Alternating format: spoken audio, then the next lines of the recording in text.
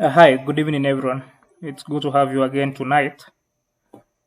And today we are going to cover a very important class. We are going to cover about factors affecting the rise and fall of crypto prices. Another topic that we are going to cover tonight is about factors to consider before you sell your crypto. And the third topic we are going to cover tonight is about fear and greed index. In one of the classes, I was able to briefly touch about fear and greed index. We are going to cover it again tonight, and also touch on the recent developments about the U.S. Tariffs. So I'm going to get to delve direct in today's topic. So what I'm going to do today is to introduce you to something we call fundamental analysis, not quite broad, because we'll have another class covering everything about fundamental analysis. We'll be talking about fundamentals, but for the purpose of today's class, I'm going to focus mostly on the factors affecting crypto markets, crypto prices, and also fear and greed index. So you need to understand different factors that again impact crypto markets as well as crypto prices. It is quite important whenever you are making that investment decision, that decision whether to buy or maybe sell crypto at this point. And one of the very important topics, subtopics under this topic is something we call supply and demand. Supply and demand is one of the factors that affect crypto prices. Uh, it's simply what we call the supply, the balance between the availability of a cryptocurrency, what we call supply, what is in circulation in the market. You remember some of the things that we covered in one of the classes was about total supply, circulating supply, maximum supply. So the supply that is the cryptocurrency supply is one of the things that again impacts the price of that cryptocurrency. And again, what we call the desire of investors. Are investors willing to pay? Or rather, what we call are investors willing to buy the cryptocurrency at that price? So also that again impacts price. And a good example is you remember recently, uh, uh, as recent as yesterday night, when Trump announced the new tariffs, what we call reciprocal tariffs, against around 108 countries. Um, some countries got reciprocal tariffs of up to 40%, others 30 something percent. And Trump was able to explain that and the reason behind that. So after Trump announced the new tariffs, or what we call the reciprocal tariffs, we saw the markets dump. So definitely there is that aspect of fear and uncertainty. Like again, uh, like I always insist and I always emphasize that tariffs usually have a very negative impact on markets. And when I talk about markets, I mean it cuts across all markets. There is a crypto market, stock market, forex markets. So whenever you hear tariffs, just know again markets are about to be impacted. And we saw that Bitcoin dropped from around 88,000 around 87,000 yesterday. And if you look at the current market price for Bitcoin, it is around 81,082 thereabout.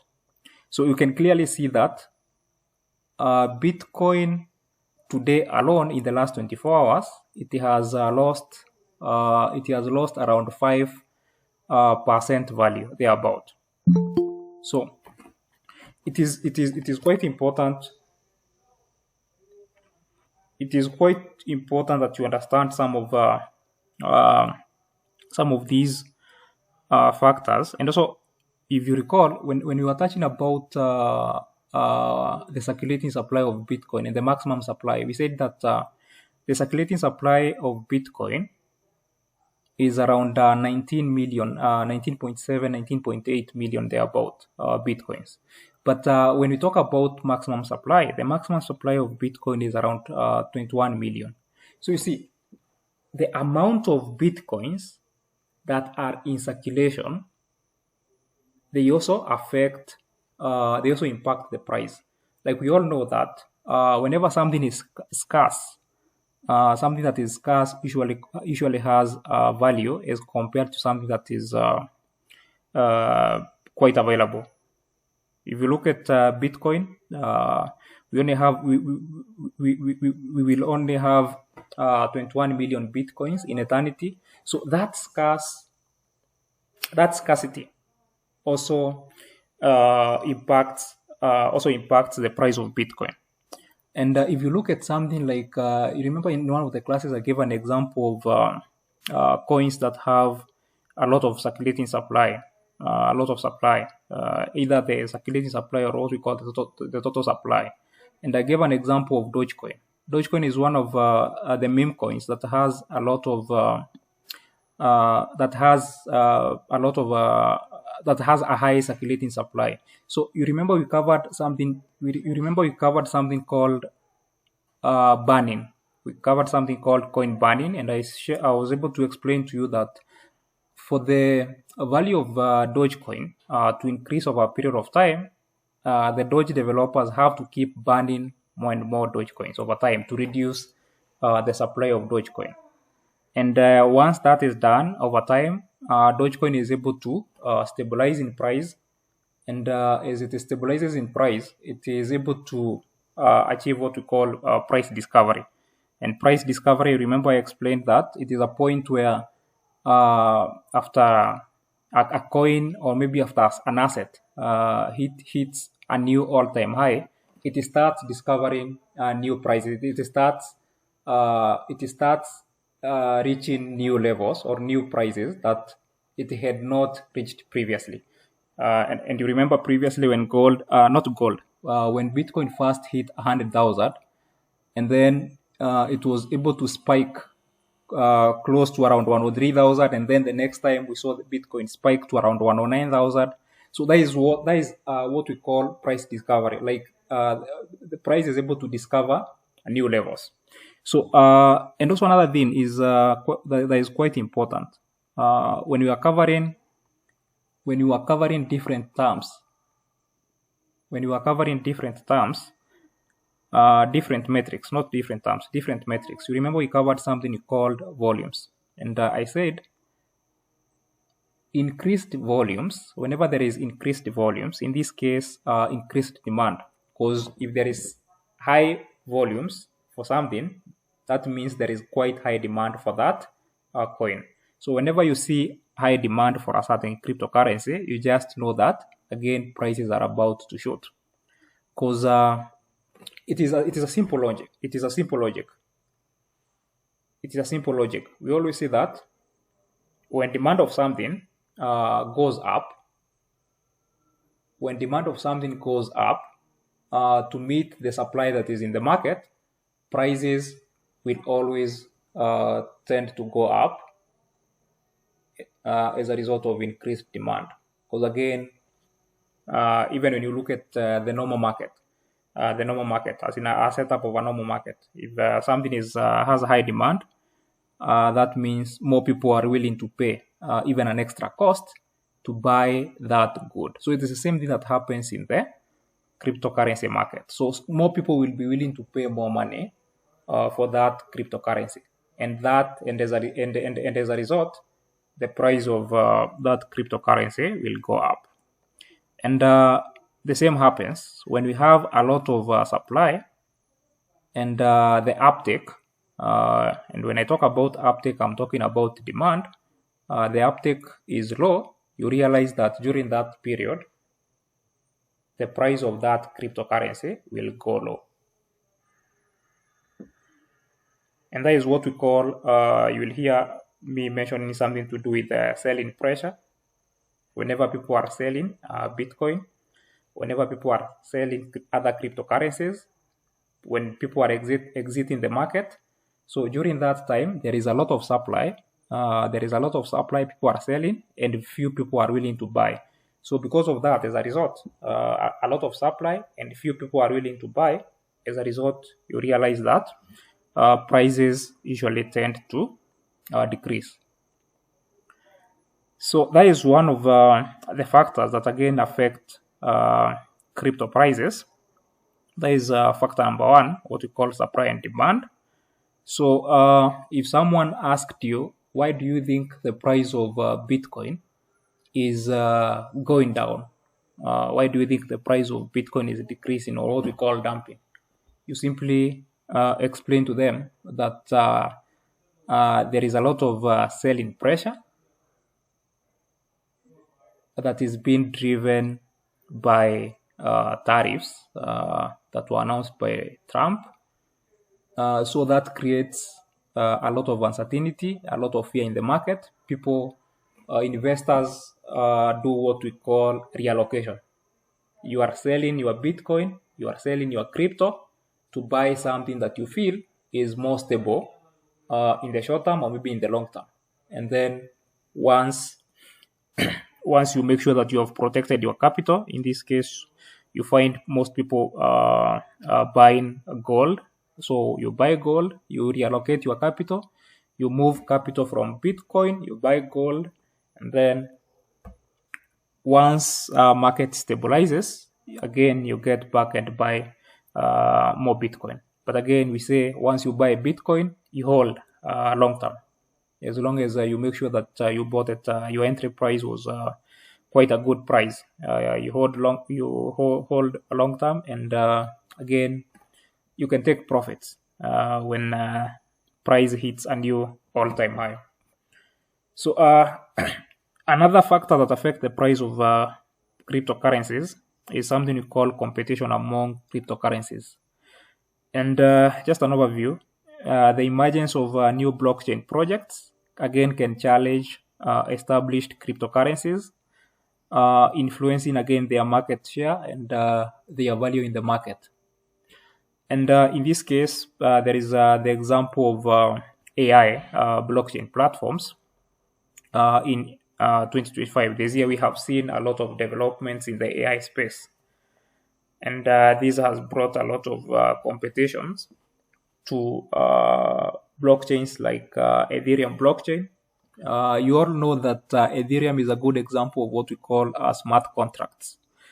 So we also have other examples of smart contracts, blockchains that offer or maybe allow smart contracts. Good example is Polkadot. We have something like Tron as well. We also have Tezos. We have another cryptocurrency called Algorand. It is a made in USA cryptocurrency. So whenever there is a new development, like the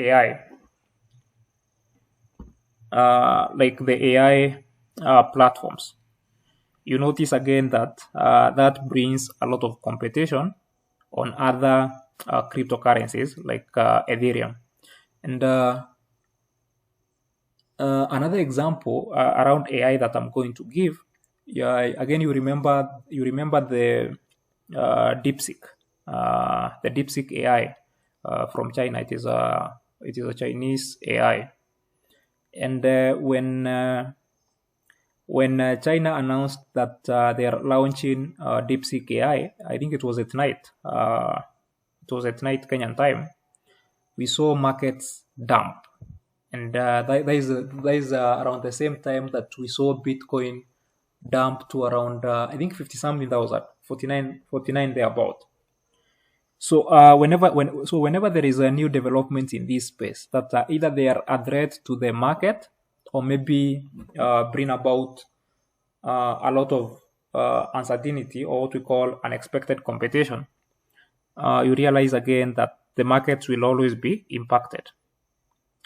So right now, developers are able to develop smart contract platforms on a platform like Polkadot. They are able to develop on Algorand, other platforms like Tezos. So, and also we have new blockchains coming up this year. So because of that competition, you notice that it will also affect the price of an established cryptocurrency, an established blockchain network like Ethereum. So the dominance of Ethereum over time is compared to around year 2020. The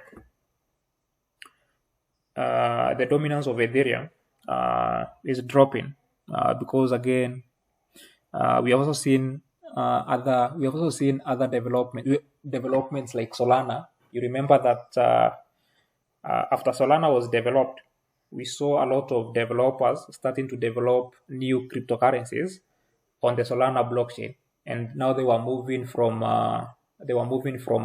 Ethereum to Solana because again Solana was quite cheaper as compared again to the gas fees that are paid to facilitate transactions on the Ethereum blockchain. Because again, I'm sure in one of the classes you have been taught that again gas fees, or what we call network fees, they are what make sure that the blockchain keeps running. Without them, it is quite difficult to run the blockchain. So whenever you are making a transaction on the blockchain, again, there is a certain amount of money you are charged that caters for gas fees. And the next thing that affects the prices of cryptocurrency is something we call regulatory developments. So previously, in the past, we all know that in the past, cryptocurrency space was not regulated, and that brought a lot of what I would say a lot of fear and also a lot of uncertainty, and people are afraid to put their money into the crypto space simply because they felt there is no government control. They felt again there is no intermediary like central bank, and because of that, people are afraid of losing their money. Some people are afraid of putting their money. Some investors are afraid of putting their money in crypto and maybe losing that money simply because there is no regulation in the space. But again, we have seen with the swearing of Donald Trump, we have seen new policies around the crypto space, and also we have seen what I would say, what we would call legal frameworks. And these legal frameworks, they have brought investor confidence and market stability, and especially after Trump was sworn in on 20th June, we saw a lot of we saw a lot of people get into the crypto space after Trump was sworn in, and even before he was sworn in that week or swearing in, we saw the price of Bitcoin rally. And the price of Bitcoin rallied all the way to around 109,000 simply because Trump was pro-Bitcoin, he was pro-crypto, and he said again he will support Bitcoin, he will support crypto, and make US the capital of crypto and the capital of AI. So because of that and the new regulations that we are seeing currently, among them the digital asset framework that US is establishing. The Digital Asset Committee is establishing, and then that will create a legal framework for digital assets, and those digital assets include Bitcoin. So because of such legal frameworks and good government policies that again support, which are pro Bitcoin and pro crypto, that has brought a lot of investor confidence in the crypto space. So when in January 2025, we saw Donald Trump sign an executive order, and this executive order that Trump signed, I know Donald Trump has signed a lot of new executive orders supporting crypto. So specifically, this executive order was about strengthening American leadership in digital financial technology, And this order revoked something we call establishment of central bank digital currency, what we call CBDCs. There was a time there was a conversation about central banks creating their own digital currencies. So, uh, so the order prohibited, the order stopped central bank, the U.S. central bank from creating a digital currency, because what that could have done is it would have posed a direct it would have posed a direct threat to Bitcoin and crypto. Because again, it would not have really made sense that we already have a digital asset like Bitcoin, and then the US central bank now wants to create another digital asset. So it would have been direct competition. It would have been a direct competition to Bitcoin, and again that would have been a real threat to Bitcoin. So that was a good move. And after that move, we have seen Donald Trump and his government introduce new developments around regulatory framework for digital assets. So this move has signaled a supportive stance towards cryptocurrency. So another thing that we have seen in the recent days is about the US strategic reserve, and it will be a stockpile for different cryptocurrencies that include Bitcoin, Solana, Cardano. Which one have I left out? There is Bitcoin, Ethereum, Solana, Cardano. So XRP. Yes, and XRP. So that stockpile, after Donald Trump announced that the US will be accumulating digital assets, will be accumulating a stockpile of these digital assets. We saw more inflows we saw more inflows in those specific cryptocurrencies. And you all recall that after Trump announced that he had left out Bitcoin, and people were making a lot of jokes that again Bitcoin is collapsing, and so many other funny memes that I saw on the internet that day. And after Trump announced that, we saw the first coin that really pumped on that day. You remember that ADA pumped 60% after that announcement. So that simply means people, after that announcement, people had a lot of confidence in crypto. That is why crypto was able to pump. That day we saw massive gains, and people were able to make some good money. That day, ADA pumped around 60%. Bitcoin pumped around 10% that day. Solana, 20%. XRP, more than 20%. So you can clearly see the kind of investor confidence with the new regulations, with the new legal frameworks, with the kind of executive orders that are pro crypto. You can clearly see the kind of impact they will have in the crypto space. So people will be able to make money long term. That is why if you follow CZ, I call him CZ, the founder of Binance, the co-founder of Binance, he keeps insisting that people should hold long term and not trade Bitcoin and crypto over the short term. So over the long term, that means in 1 year to 3 years, what we call medium term, you'll again see price of Bitcoin rally to new all-time highs. I've seen people are quite worried again with tariffs. I'll be able to explain that. So don't worry, we'll be able to cover that into detail. So another factor that impacts the price of Bitcoin and crypto is collaborations and partnerships. Another one that is not in this subtopic is something you call endorsements. So there is collaborations, partnerships, and endorsements. So strategic alliances can enhance a cryptocurrency utility, adoption, and positively influencing its value. Bitcoin was developed in the year 2009, developed in 2008, launched in 2009.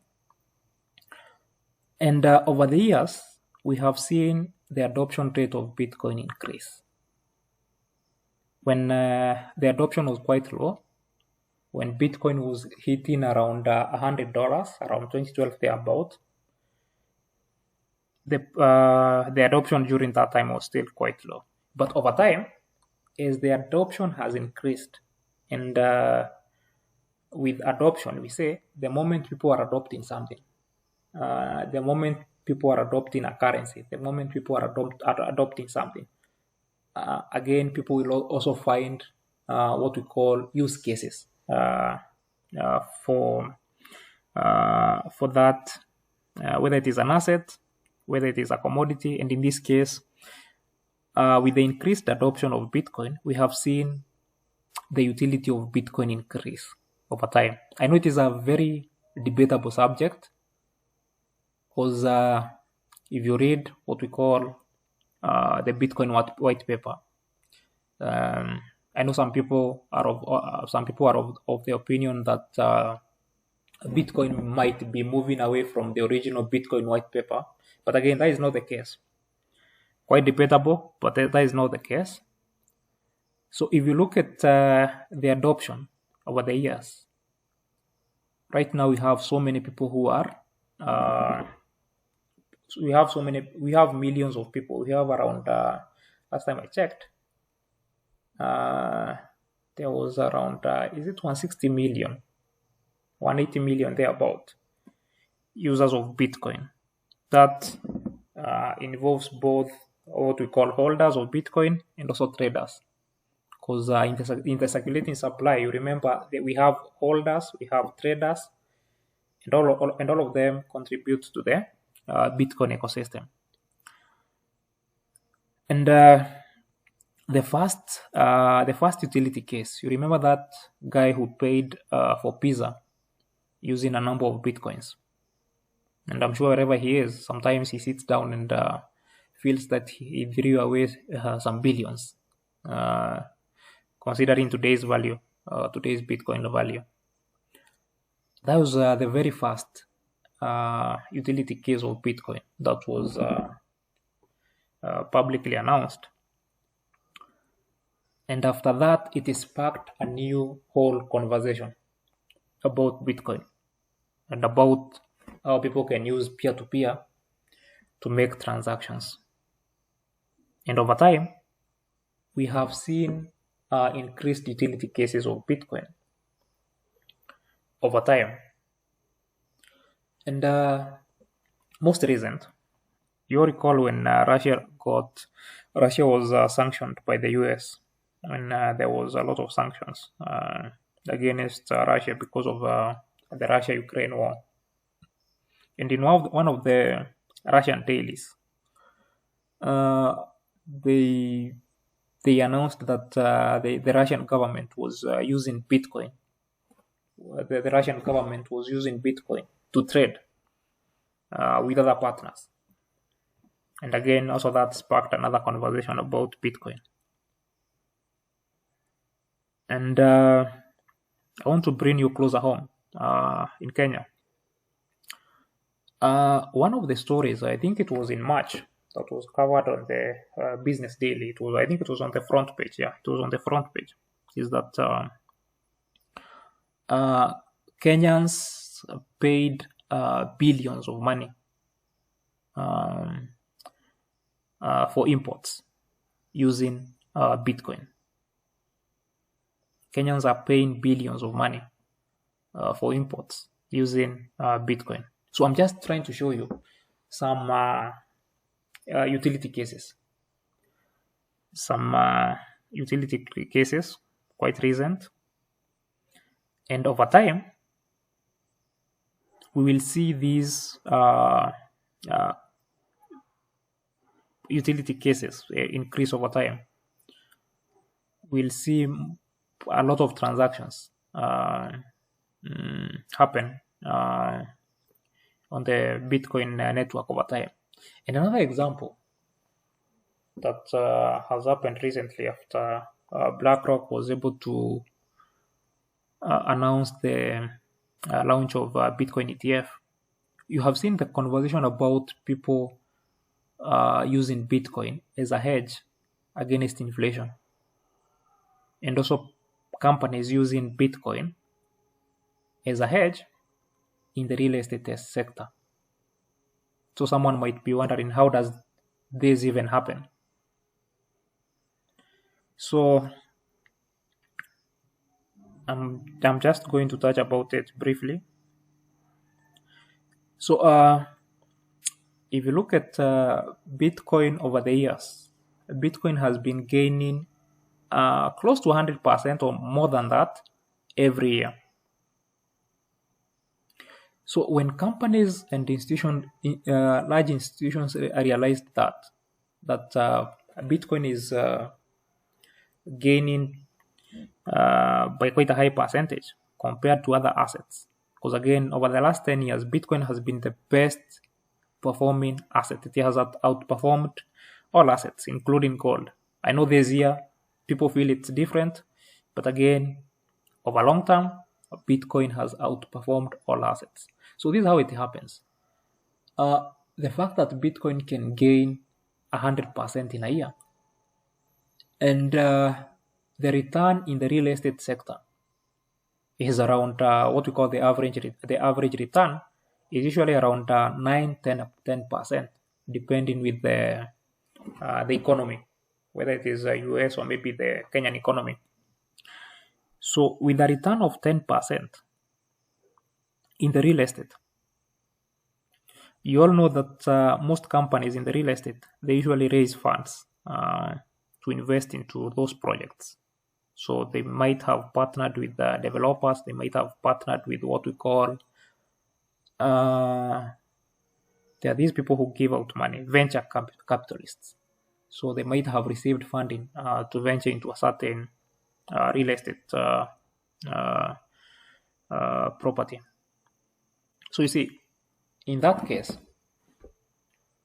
they have billions of money that need to be utilized to build the real estate. And what we call the owners of capital, whether it is the banks, the venture capitalists, or whether it is customers who have paid for that real estate property, in the case of owners of capital, whether it is a venture capitalist or maybe the banks, they will need a certain return. Maybe they will need you to pay a certain interest on the money they have provided. Let's say an interest of around 10%. Let me use, because again, in Kenya, the cheapest interest for mortgage is around 9%. So let me use an example of, let me use an interest of 10%. So if you pay an interest of 10% and you have been able to access billions of money, you see in that case, and Bitcoin is gaining close to 100 or maybe more than 100%, you are able to hedge against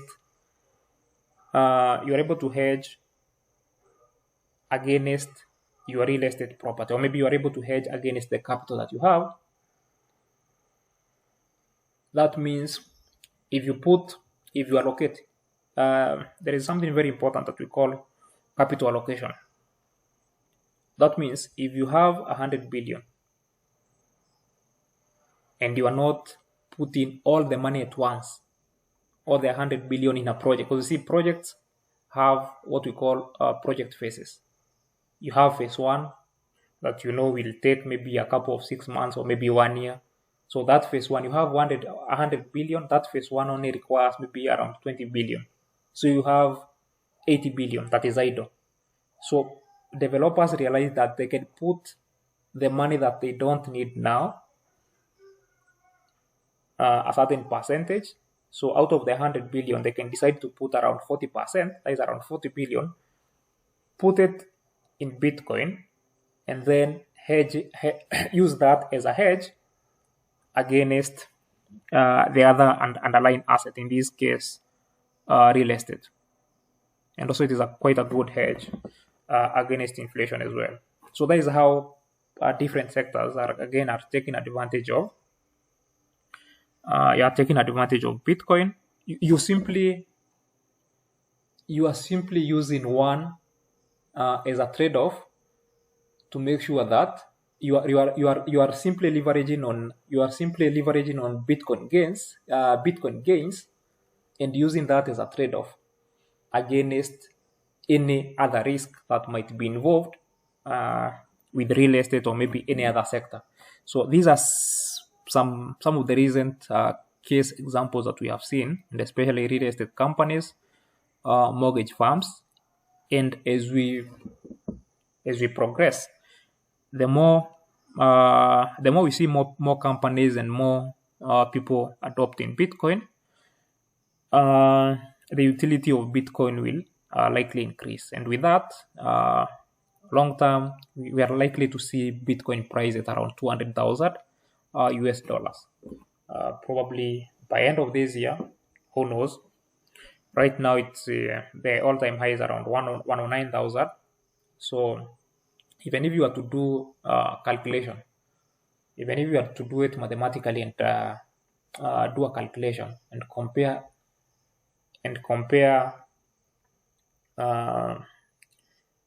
compare number of things, don't want maybe to jog your mind. If you compare a number of things and do some mathematical computations, try and compare the volumes traded, the Bitcoin volumes traded, and also gold volume traded. Compare that with the value of gold today, the value of Bitcoin today, and also if you look at the historical data and see that Bitcoin has been gaining an average of a certain percent over the last 10 years, you'll be able to come up with a figure close to 150,000, by end of this year. It's what I would call maybe the worst case scenario, around 145 to 150,000 at the end of this year. So I'm going to mention more use cases and technological advancements. So allow me to move to factor number 4. Factor number 5, use cases and technological advancements. So we have real applications which are solving real solutions, which are providing real solutions in the real world that we live in. And again, these practical applications for a cryptocurrency, it determines the viability of that cryptocurrency and its attractiveness to users. Just the same way, when you want to start a project, because at the start of the cryptocurrency classes, I was able to explain to you that cryptocurrencies are projects that are fundraising money from the public globally. So whenever you are starting a project, even your own project, whether small or big, you have to do a feasibility study to try and see whether that project is viable and whether it is sustainable. So because of the kind of solution that some of these cryptocurrencies offer to us as users, that as well impacts their prices. And a good example is real-world assets, what we call tokenization of real-world assets. It has gained momentum in 2025 with assets like real estate, just as what I was explaining a few minutes ago, how companies are tokenizing cryptocurrency. And And by tokenizing, they are able to create tokens. They're able to create tokens of a real asset, like real estate. And then once they create those tokens are allocated a certain value. So this development allows what we call fractional ownership and increased liquidity. So a project, in this case, a real, what we call a real world asset. When they want to tokenize a sector like real estate, you see, they will create millions of tokens, and then the millions of tokens will be distributed to users, or what I will call willing investors, people who are willing to finance, to buy and own those tokens. And by buying and owning, you are simply financing that project. So once you buy, that company is using a company will be using tokenization to fundraise money to build and grow their project. And a good example of one of the real world assets is a token like what we call Pendle. I don't know whether most of you have interacted with a token called Pendle. I would give an assignment and say that have a look at Pendle. Just search on crypto.com. We're able to cover. We were able to cover the different categories or the different narratives of crypto. Just search Pendle. It gets to interact with, gets to understand what solution it offers, what practical solution it offers, and then in the next class, I'll definitely ask one of you whether they had a look, just an assignment. You can do it right now. You can just check what practical solution Pendle offers in the cryptocurrency space. So, investors are able to own tokens. You are able to own Pendle tokens, and it makes such an asset more accessible to a broader range of investors, and these contributes to what we call value proposition of such a cryptocurrency. So when you talk about technological advancements, the technology we are using right now is not the same technology we are using a decade ago. In 2020, in 2021, we started a new decade. The other decade, around 2010, that is when blockchain and not blockchain. Blockchain was born way before cryptocurrency. Around 2009, that is when we had the first cryptocurrency, Bitcoin. I think blockchain was the idea about blockchain started around 1990s thereabout, and then the whole idea about crypto came about around 2009, 2008 thereabout. So you see, the technology that we were using around 2010, the technology that was there in 2010 is quite different from the technology that we are using right now. We have seen AI development around 2019 thereabout. That is when we first heard about, most of us heard about AI around 2018 thereabout. And then ChatGPT, they launched new models around 2020 thereabout. So with the AI advancements and the launch of ChatGPT around 2020 thereabout, with such new developments, we have also seen what we call AI crypto. We have seen new crypto around AI. We have seen new crypto around AI. We have also seen what we call AI agents. that developers have created over the same period. So these new developments, these new technologies like AI, they have definitely had a positive impact, in the cryptocurrency market. They have had a direct impact. On the cryptocurrency market.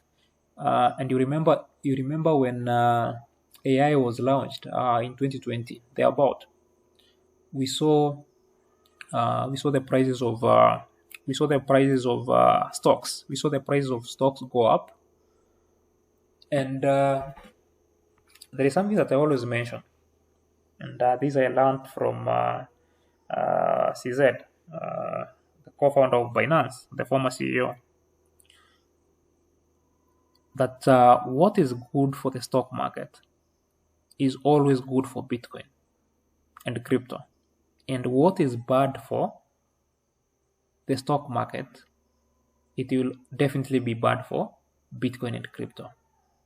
And what is good for Bitcoin, it is always, at all times, good for other cryptocurrency. Even if the US was to create a strategic reserve for Bitcoin alone, it would still have been good for crypto. Even without adding other cryptocurrencies in the strategic stockpile, it will have still had a positive impact on cryptocurrencies. So whatever is good for Bitcoin, I want you to hack that and learn that. Whatever is good for Bitcoin is always good for other altcoins. And whatever is good for the stock market is always good for Bitcoin and other cryptocurrencies. So when AI was launched and when ChatGPT was launched, that had a direct impact on the stock market. Because to build AI, there is a lot of software that are needed. We have companies that are creating softwares, likes of Microsoft. We have likes of companies like NVIDIA creating chips.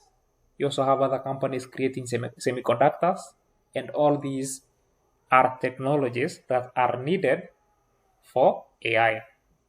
And because of that, we saw the prices of stocks, especially tech stocks. By this I mean technology affiliated stocks in the US. We saw them rally after the launch of AI. So when the stock market gained after that, the same happened in the crypto space.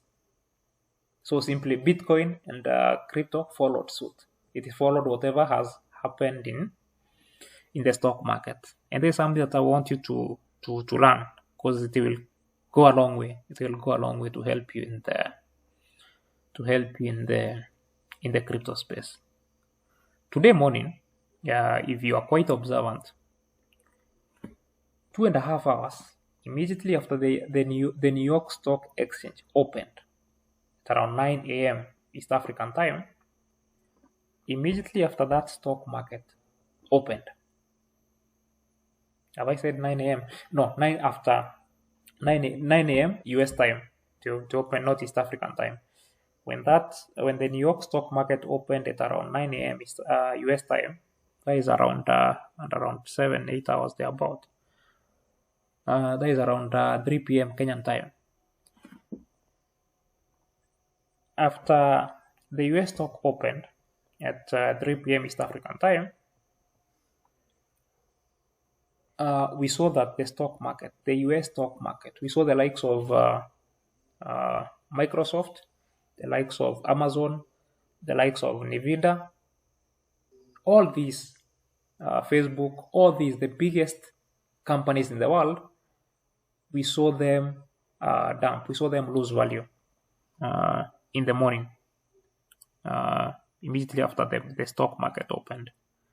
And the same thing that happened. So sometimes you can use whatever have happened in the stock market to predict whatever is likely to happen in the crypto market. It is as easy as that sometimes. So in the morning, US time, I was able to check and notice that the stock market has dumped. So as an analyst, you are able to make analysis and see that Bitcoin has not dumped yet, but the stock market has already shown you where the market is heading. Because the same investors that are in the stock market, they are the same investors in the crypto market. It is only that they have allocated different amounts of money, and sometimes these are the same people who move these markets. The market makers, the whales, these are the people who move these markets. So if they are making a certain move in the stock market, they are likely to make a similar move in the crypto market. So that is about use cases and technological advancements. And something else that I want to mention is when you talk about crypto, we pay more attention to whatever is happening in the US. We pay more attention to whatever is happening in the US, and anything else that is a threat to whatever is happening in the US economy. We look at it as a threat to the US market, a threat to the US economy, a threat to the US stock market, a threat to Bitcoin and crypto. The reason why I'm mentioning this is because of the launch of DeepSeek AI. So someone might be asking themselves, you just said that the launch of AI sparked prices to go up, drove prices of cryptocurrencies up. So someone might be wondering what happened after China launched their own AI. You see, that is a direct competition to the US economy. So whenever we are talking about crypto, and when we are paying attention to stock market, we use the US stock market as a benchmark. So in this case, DeepSeek, which is a Chinese AI platform, it was a direct threat to companies in the US which are developing softwares like Microsoft, which are developing chips that are needed for the development of AI in the US. So because of that, the stock market dumped. The stock market responded by dumping. And when the stock market, the US stock market responded by dumping, the Bitcoin and crypto followed suit. I've just explained that what is bad for the US stock market is bad for Bitcoin and crypto. You see, DeepSeek was not a threat to Bitcoin. It was not. DeepSeek was not a threat to cryptocurrency, to altcoins, but simply because it was a threat to companies like Nvidia, it was a threat to companies like Microsoft, it was a threat to companies like to companies that are creating semiconductors, and all these are essential tools for AI, ChatGPT in the US. So because of that, that is the simple reason why we saw Bitcoin and crypto dump, because of that fear and uncertainty in the market. So another thing that I'm going to cover tonight, another factor, is market sentiment and news. So market sentiment in the market, they usually impact markets a lot. They impact markets a lot. Simply what people are saying and what people are perceiving about cryptocurrency, what people are perceiving about Bitcoin. That alone. Because you see, your behavior as an investor is based on how you perceive. So if you perceive that the stock market is a good place to invest, you will definitely invest. You will definitely put your money in the stock market. But if you perceive that the stock market is not an ideal place, because again, the volatility and the risk, if you perceive that that is a risky asset for you, you see, in that case, you won't put your money in stocks.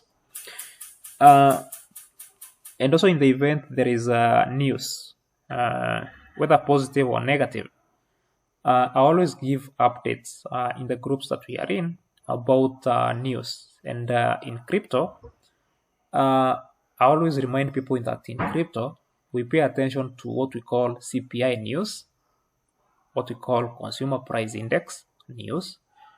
That is simply inflation news or inflation data. Something else that we pay attention to when it comes to news is something we call non-farm payrolls, NFP. And non-farm payrolls, they happen every first Friday of the month. Every first Friday of the month. So tomorrow is Friday. So I will be expecting the US to release NFP data tomorrow. And also another news that we also pay attention to is what we call FOMC.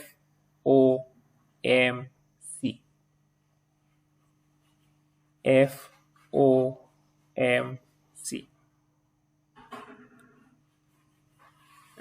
Is there someone who knows what FOMC means? I just want to see whether some of you knows what it means and what it entails. Someone can raise their hand and tell me what FOMC means. Just one of you can raise your hand and just tell us whether you have heard about FOMC and what comes in your mind when you hear FOMC. Yes, Kevin.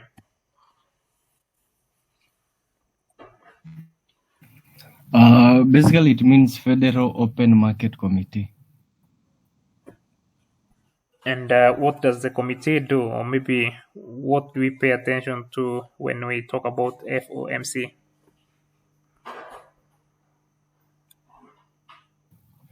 So basically, I would say they regulate the market and policies. They come up with the policies.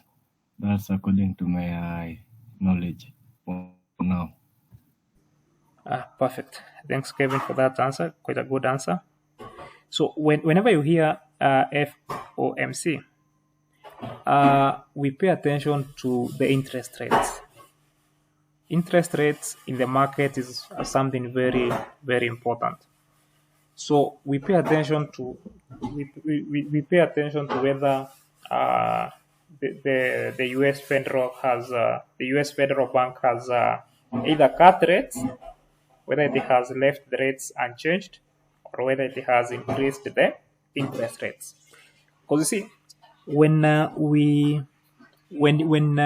you research more about money, there is always the aspect of interest rates is attached to the value of money.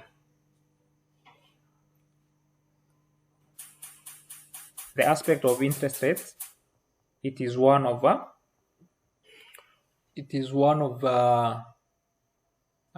don't want to call it determinant, but it is one of the factors that affect the money in circulation. So the government also checks a number of things when you're talking about interest rates, and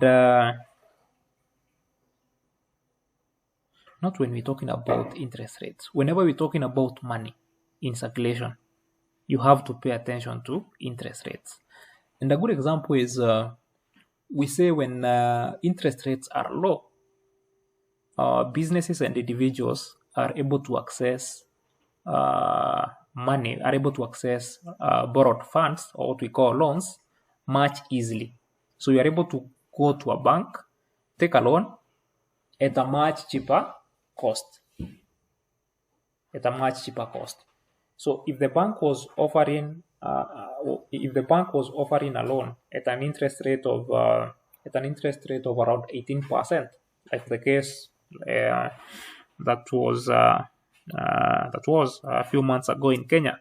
And let's say the central bank has cut the rates to around 11, 12%. More people are able to access loans. More people are able to access loans. So once you are able to access loans, that simply means there will be more money in circulation. There will be more money in supply, because you are able to walk into a bank, provide your statement, provide your asset, provide a security, and get a loan. And that money comes into the economy. You are able to decide, this money I'm putting into this project, this amount of money I'm investing into this ABCD. So people allocate money differently. There is someone who will take a loan to invest in stocks, although not advisable. There is someone else who will take a loan and put that money in real estate. There is someone who will take a loan and put that money in crypto. So that aspect of that proponent of that aspect of interest rates usually very important whenever we are talking about money. So in the case of the US, we have to pay attention to whether has the US cut interest rates. Have they left the interest rates unchanged? Have they increased interest rates? And they also have to look at a number of factors before cutting rates. And one of the key factor is always inflation. So when inflation is high, what central banks across the world do is that they will raise the interest rates. And once a central bank raises their interest rates, their respective commercial banks, they respond by increasing their rates, the interest rates for loans. So that simply reduces the supply of money in the economy. And by reducing supply of money in the economy, they are simply able to curb, or what we call control, inflation of a certain period of time to what we call their targeted zones. So I have said you pay attention to, when it comes to news, you pay attention to CPI, what we call Consumer Price Index. You can also call it inflation. You pay attention to that. Another thing that you pay attention to, another news that you pay attention to, I've said that you also have to pay attention to FOMC. And now that is all about cutting interest rates, whether it is cutting or increasing interest rates. So once you have heard news about inflation, whether it has increased or dropped, a week or maybe 2 weeks later, central bank respond by saying whether they are reducing or increasing, or maybe they will leave the interest rates unchanged. And the other thing that I've said we pay attention to is what we call non-farm payroll. Non-farm payroll in the US is like the informal sector in Africa. It is like the informal sector in Africa, or what we call in the Kenyan setup, what we call Juakali jobs. Some people call them Juakali jobs. So the Labor Bureau in the US, they are able to do their own survey, their own economic survey, and from the economic survey, they are able to analyze and see whether in the informal sector, whether there is jobs that have been created over a period of time, over a month. So if there is more jobs that have been created comparing to the previous period, it shows that the economy is improving, the economy is doing much better. And then if there is fewer jobs that have been created, it shows that the economy is slowing down. And again, there is what we call expectations, because you see, even us as human beings, we always have expectations. So even in markets, we have what we call expected jobs. So analysts like myself or you will be expecting US to create maybe 150,000 jobs in the month of March. That is what we call expectation. We are expecting the US to create 150,000 jobs. And then we have what we call actual. When data comes out, when the US Labor Bureau of Statistics, once they release their data, you realize that we were expecting 150,000 jobs, but the US has only created 120,000 jobs. So you see, there is a deficit.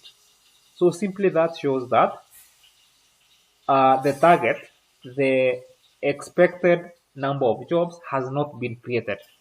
It has not been created in that month. And because of that, it usually have a negative impact in the market.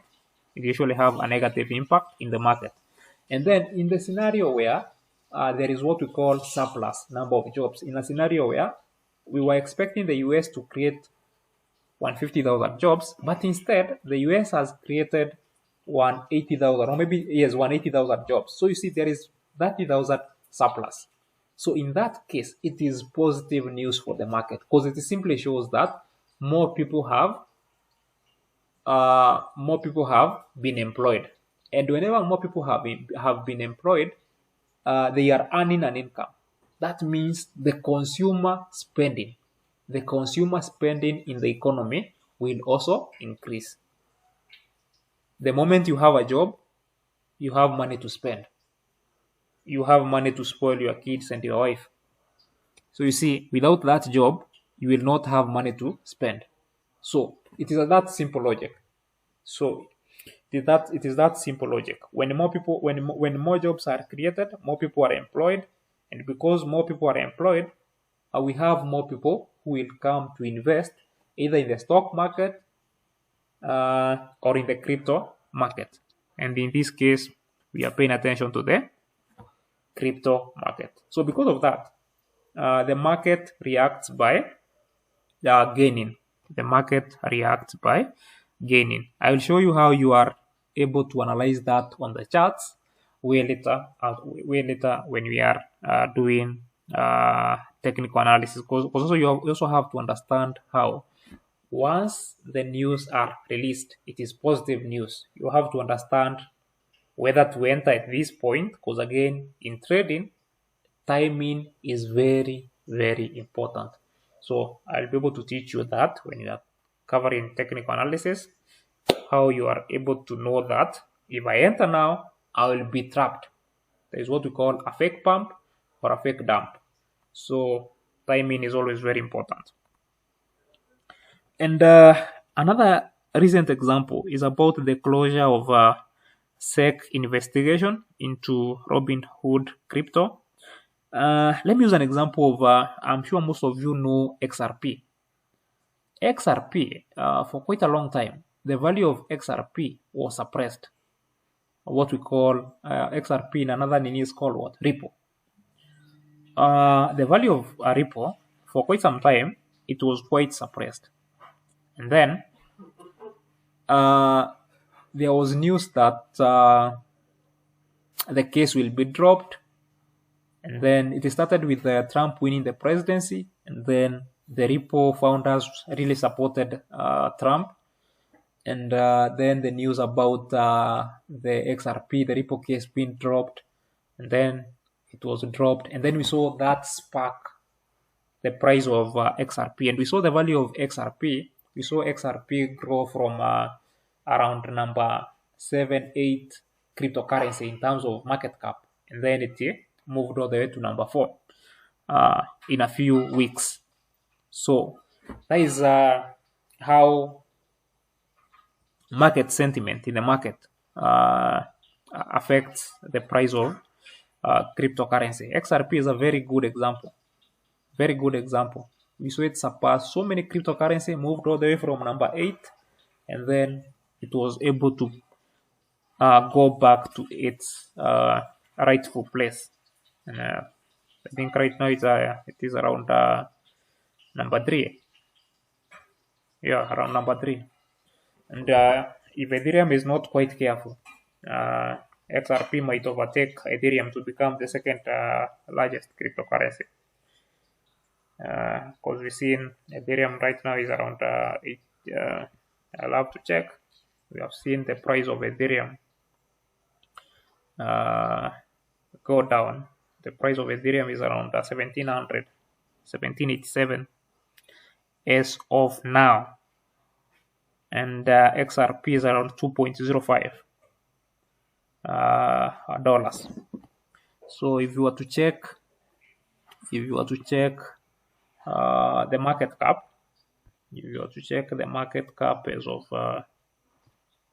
as of now, just want to show you how sometimes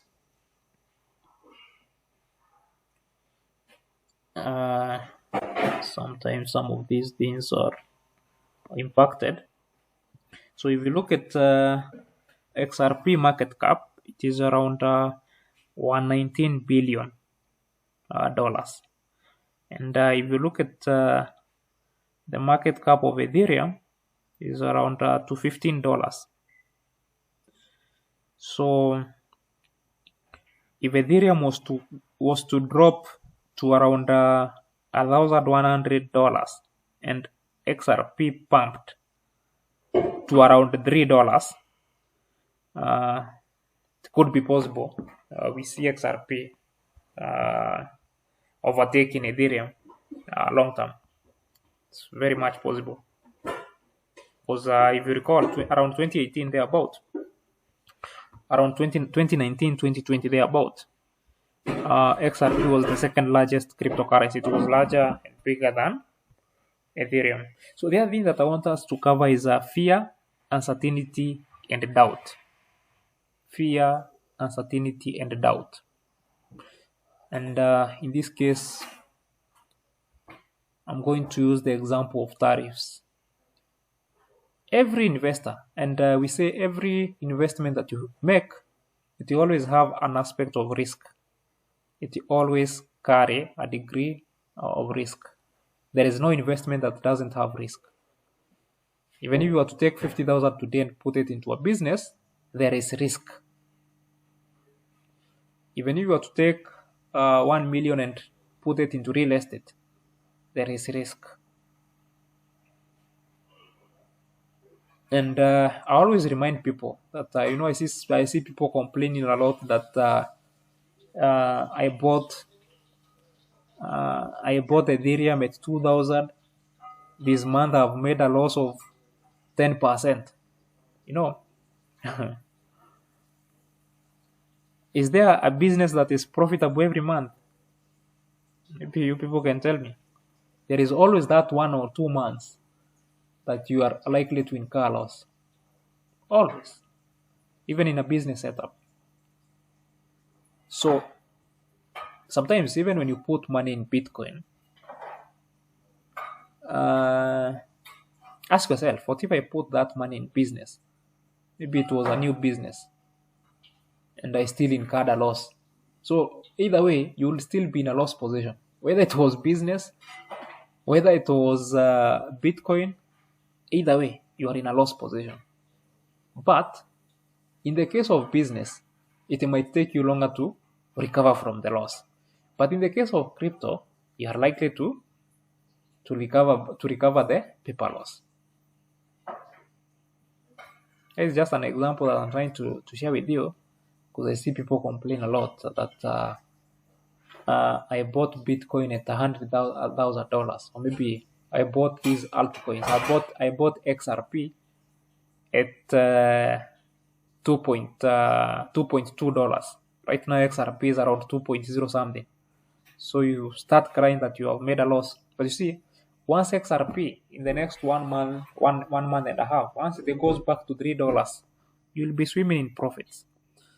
Which is quite different when it comes to business. A business, especially a new business, you can make losses the first 6 to 1 year. So I want to cover some about fear, uncertainty, and doubt. So negative rumors or events, they create what we call panic. leading to what we call panic selling. Leading to what we call panic selling. And before I even give you the example of cryptocurrency, I'm going to give you an example of the US, the USD against cash exchange rate.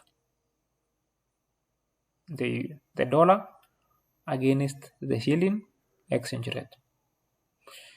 You remember the dollar against the shilling, it was trading at around 161, 162 last year. It was trading at around 161, 162 thereabout. Today, it is trading at around 129.3 to around 130, at that range.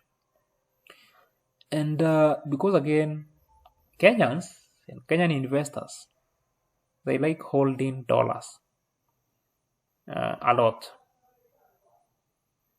You convert all your money into dollars and put that money in a safe, or maybe in a suitcase in the house, or maybe whatever it is. And even sometimes, if someone gives you $1,000, you are likely not to convert that money. You are likely to keep watching the view of dollars. Put them somewhere, and every day you remind yourself that you have some dollars. See people doing that a lot. And when the shilling started strengthening against the dollar, we saw a lot of panic selling. We saw a lot of people panicking and selling their dollars. And even the president made a joke and said that that time the dollar against the shilling was around 130, 140 thereabout. And the president made a joke and said that very soon the dollar against the shilling will be trading at around 120. And people maybe thought, Jamaa huyu. People thought maybe he was maybe lying, or maybe joking, or whatever it is. And then a few months later, we saw the dollar against the shilling stabilize at around 130. It is just an example I'm trying to use to show you that at that time, people did what we call panic selling of their dollars to convert into shilling, because at that point the shilling was gaining strength. It was strengthening against the dollar. And even with the new tariffs, the reciprocal tariffs, Kenya has been hit with a reciprocal tariff of 10%. Tanzania the same. I think DRC the same. Botswana around, is it 11, thereabout. Even with the new tariffs, the reciprocal tariffs that were announced by Trump the other day, we have seen currencies weaken. We have seen weaker currencies weaken against the dollar. And we have not seen the shilling. We have not seen the dollar against the shilling move even an inch. Quite debatable. Too many things happen again to manage these currencies. So whenever there is rumors or news that create panic in the market, so you see, when the president said that very soon the dollar against the shilling will be trading at 120, you see that whether it was a rumor or whether it was an event, it created panic, and people panicked and sold their dollars, what we call panic selling. So I'm going to use a recent example in the crypto space. And the most recent event is when Bybit exchange was hacked in 2025.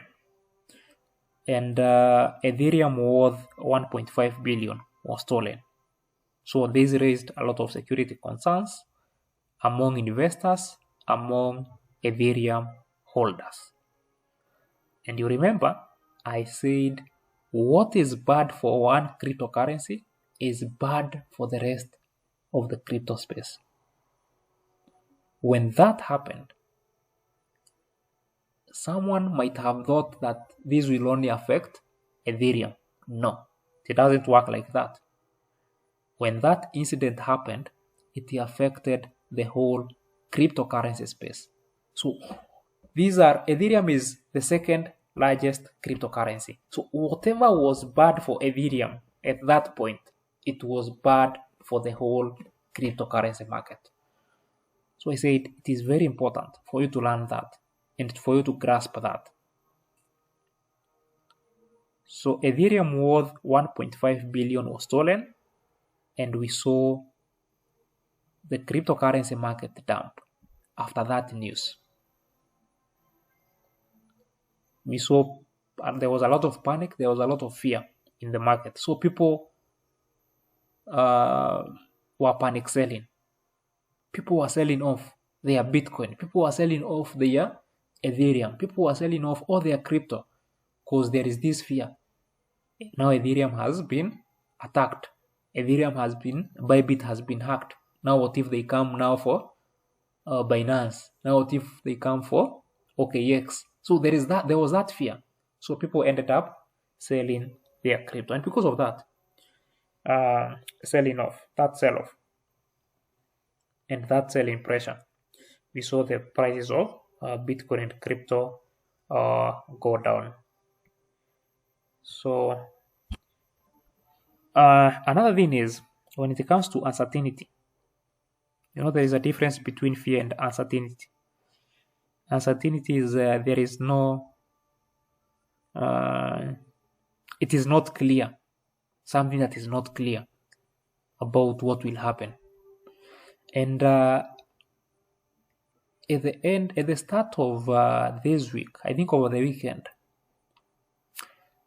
I posted in our groups and I said, if you can, avoid trading between Monday and Wednesday. I know so many people ignored that, but I remember I posted that. Avoid trading between Monday. Monday was, I think, 31st.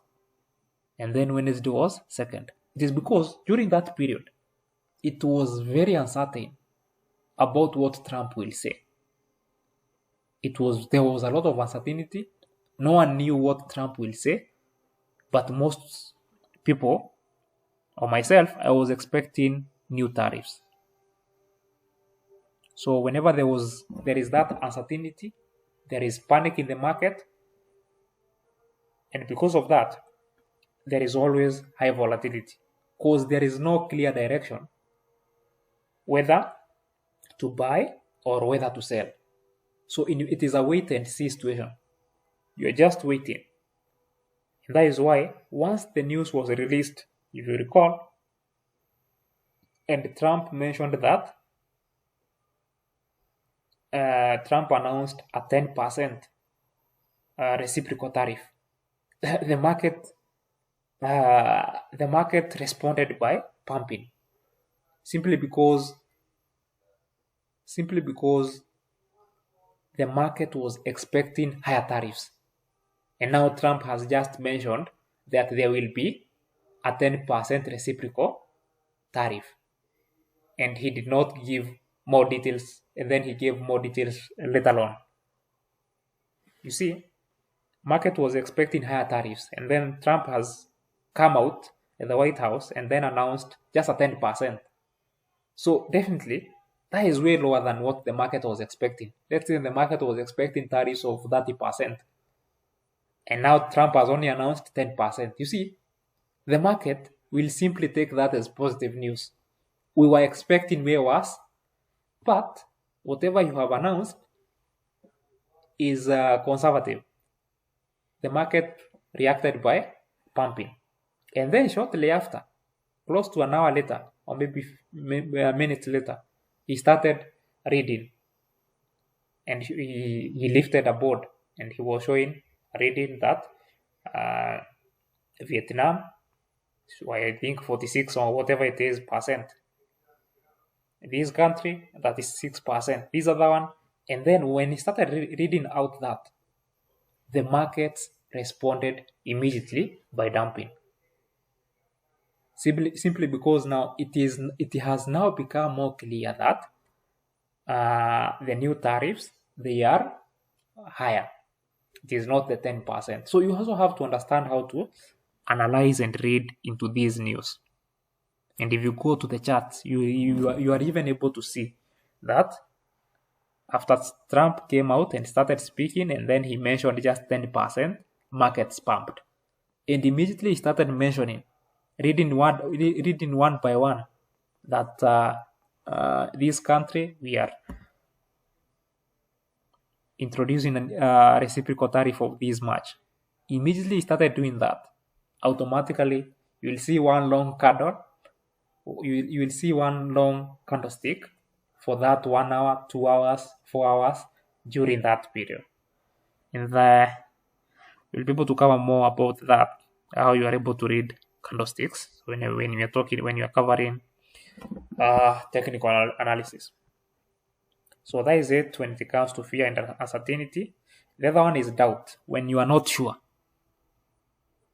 Uncertainty and doubt, they are almost the same when you are not sure. You have a clue, but you are not sure. You are trying to anticipate something, but you are not sure. So you see, sometimes because of that, you might panic and decide, let me just sell my crypto. You panic and decide, let me just sell. So that, again, will affect prices of cryptocurrency. So the other thing that I started by mentioning is adoption rate. And I said, over the years, we have seen increased adoption of Bitcoin and cryptocurrency. And with adoption, we have also seen, with increased adoption, we have also seen increased utility cases. So the widespread acceptance and integration of cryptocurrency into different sectors, it has drove increased demand and increased value. I know some of you ask, and some of you wonder, where does cryptocurrencies derive their value? Like, where does this cryptocurrency derive its value? And I would also ask you, where does gold derive its value? And someone would argue that gold has an intrinsic value. Gold is scarce. Gold is this. And the same thing, when it comes to cryptocurrency, we say that they generate their value from supply and demand. Simply supply and demand. They generate their value from supply and demand. Even if you are to search on Google and ask maybe ChatGPT, or maybe you search on your Google search tab that where does cryptocurrency generate their value, you realize that simple, supply and demand.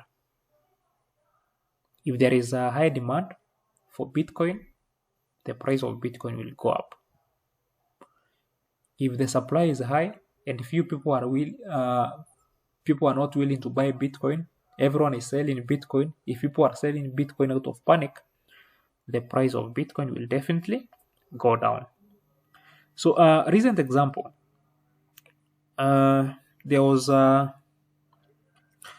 while back, there was the rollout of what I mentioned about central bank digital currency. And this was a direct threat to Bitcoin and crypto. This was a direct threat to Bitcoin and crypto. And when banks, when the US Federal Reserve mentioned that they will launch a central bank digital currency, which is a direct competition to Bitcoin, at that time, we also saw the price of Bitcoin go down. And then when President Trump signed an executive order removing the central bank digital currency, we saw the price of Bitcoin skyrocket. And same, it is the same when it came to user case examples. The examples that I was giving over the years, we have seen more people use Bitcoin as we have seen more people use Bitcoin for transactions.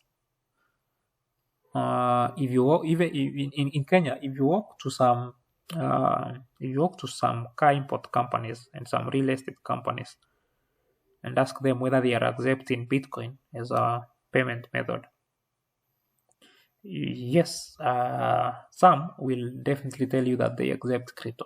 It's only that they don't really advertise online and say that we also accept crypto. But if you walk into some businesses, let's say you want to buy a car, or maybe you want to buy a house worth 11 million, there is just one Bitcoin. They're about when the price of Bitcoin is around $100,000.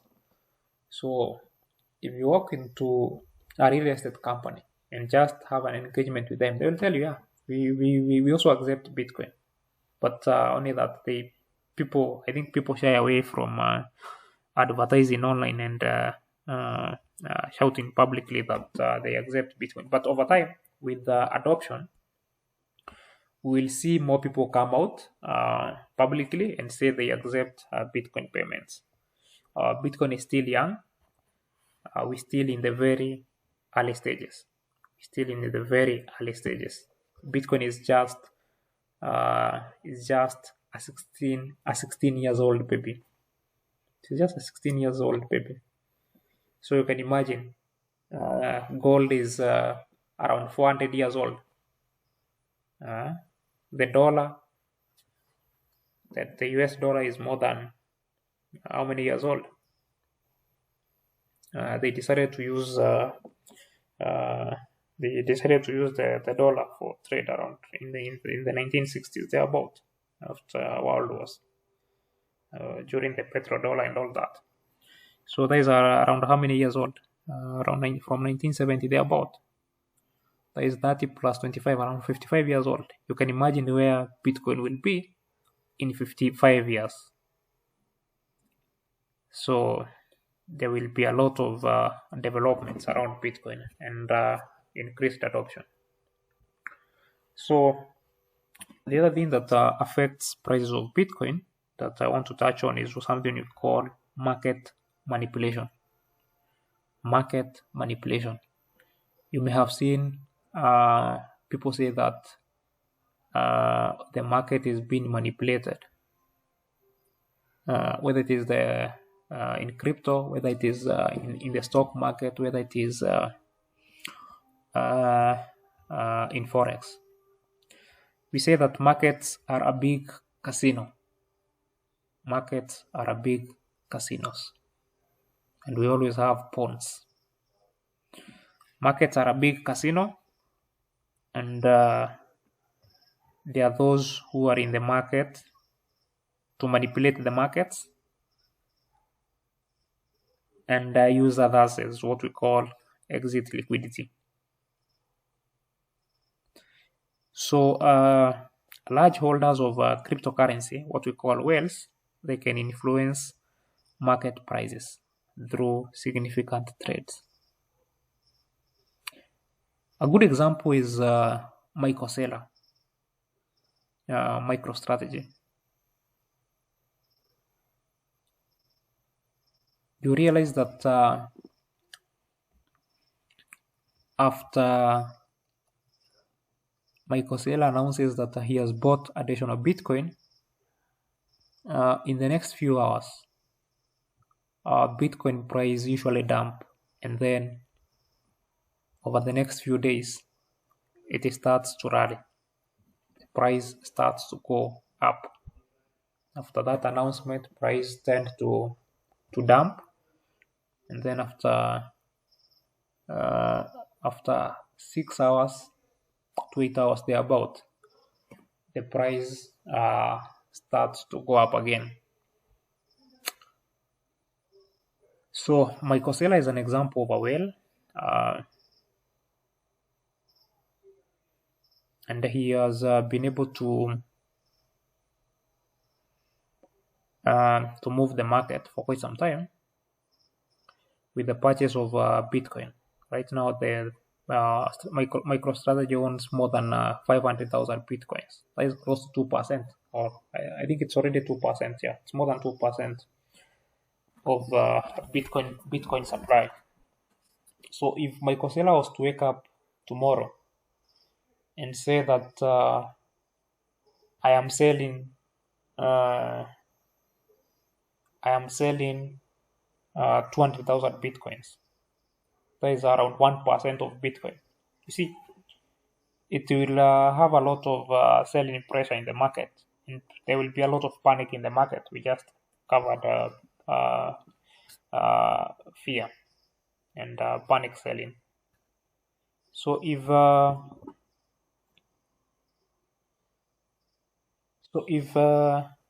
Michael Saylor sold a certain fraction of his Bitcoins, definitely the Bitcoin and the crypto market will dump. It will dump. Another thing is, you remember another time that there was news of the US. There was news about US selling. I think it was the Rhodes Silk. The Bitcoin acquired from the Rhodes Silk. So when there was those rumors, we saw Bitcoin dump. But Michael Saylor is the perfect example in this case to use. As a perfect example, his company holds over 500,000 Bitcoin. That is over 2%. So any move that he makes in the market, it will impact the price of Bitcoin. And it will not only impact the price of Bitcoin, it will also impact the price of other altcoins. So do not maybe think that if today Michael Saylor announced that he is selling his Bitcoin, so don't think that it will only affect Bitcoin. No, it will affect Bitcoin and the whole cryptocurrency market.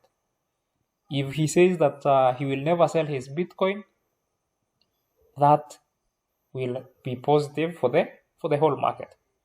So in 2025, we have seen large investors coordinate both buying and selling, and this has led to a lot of volatility in the market. And these price fluctuations, you might have maybe done your technical analysis. You think that I have today I managed to get a very nice setup. You're there thinking that today you're about to make some good money, and then the whales, the market makers, decide otherwise. And nowadays there is something that crypto exchanges are doing a lot. They are injecting liquidity. By injecting, I mean they will put money in a certain cryptocurrency. Let's say they can buy additional Bitcoin worth 500 million US dollars. So they are simply injecting liquidity in that cryptocurrency, in this case Bitcoin or maybe Ethereum. And then after some time, they decide to withdraw that liquidity. Yet you had done a good analysis, and you knew that the market will continue pumping. So once that liquidity is withdrawn, we have fewer volumes. The volumes will decrease. As a result, price of Ethereum or maybe Bitcoin will also decrease. Sometimes you have analyzed quite well that Bitcoin is now going to dump, and you have a very nice setup that Bitcoin is dumping from 90,000 to 80,000. And then when price hits 82,000, exchanges decide to save Bitcoin. They decide to buy Bitcoin and inject new volumes, inject new liquidity into Bitcoin. So you had your TP at let's say it was from 90,000, you had your TP at 85,000, and then when the price hit 87,000, the crypto exchanges, they have come together and or maybe any individual cryptocurrency has decided that Bitcoin should not go below 87,000, and now they have injected additional liquidity. So that means the market reacts by pumping. But you see, your analysis was not wrong. Your analysis was on point.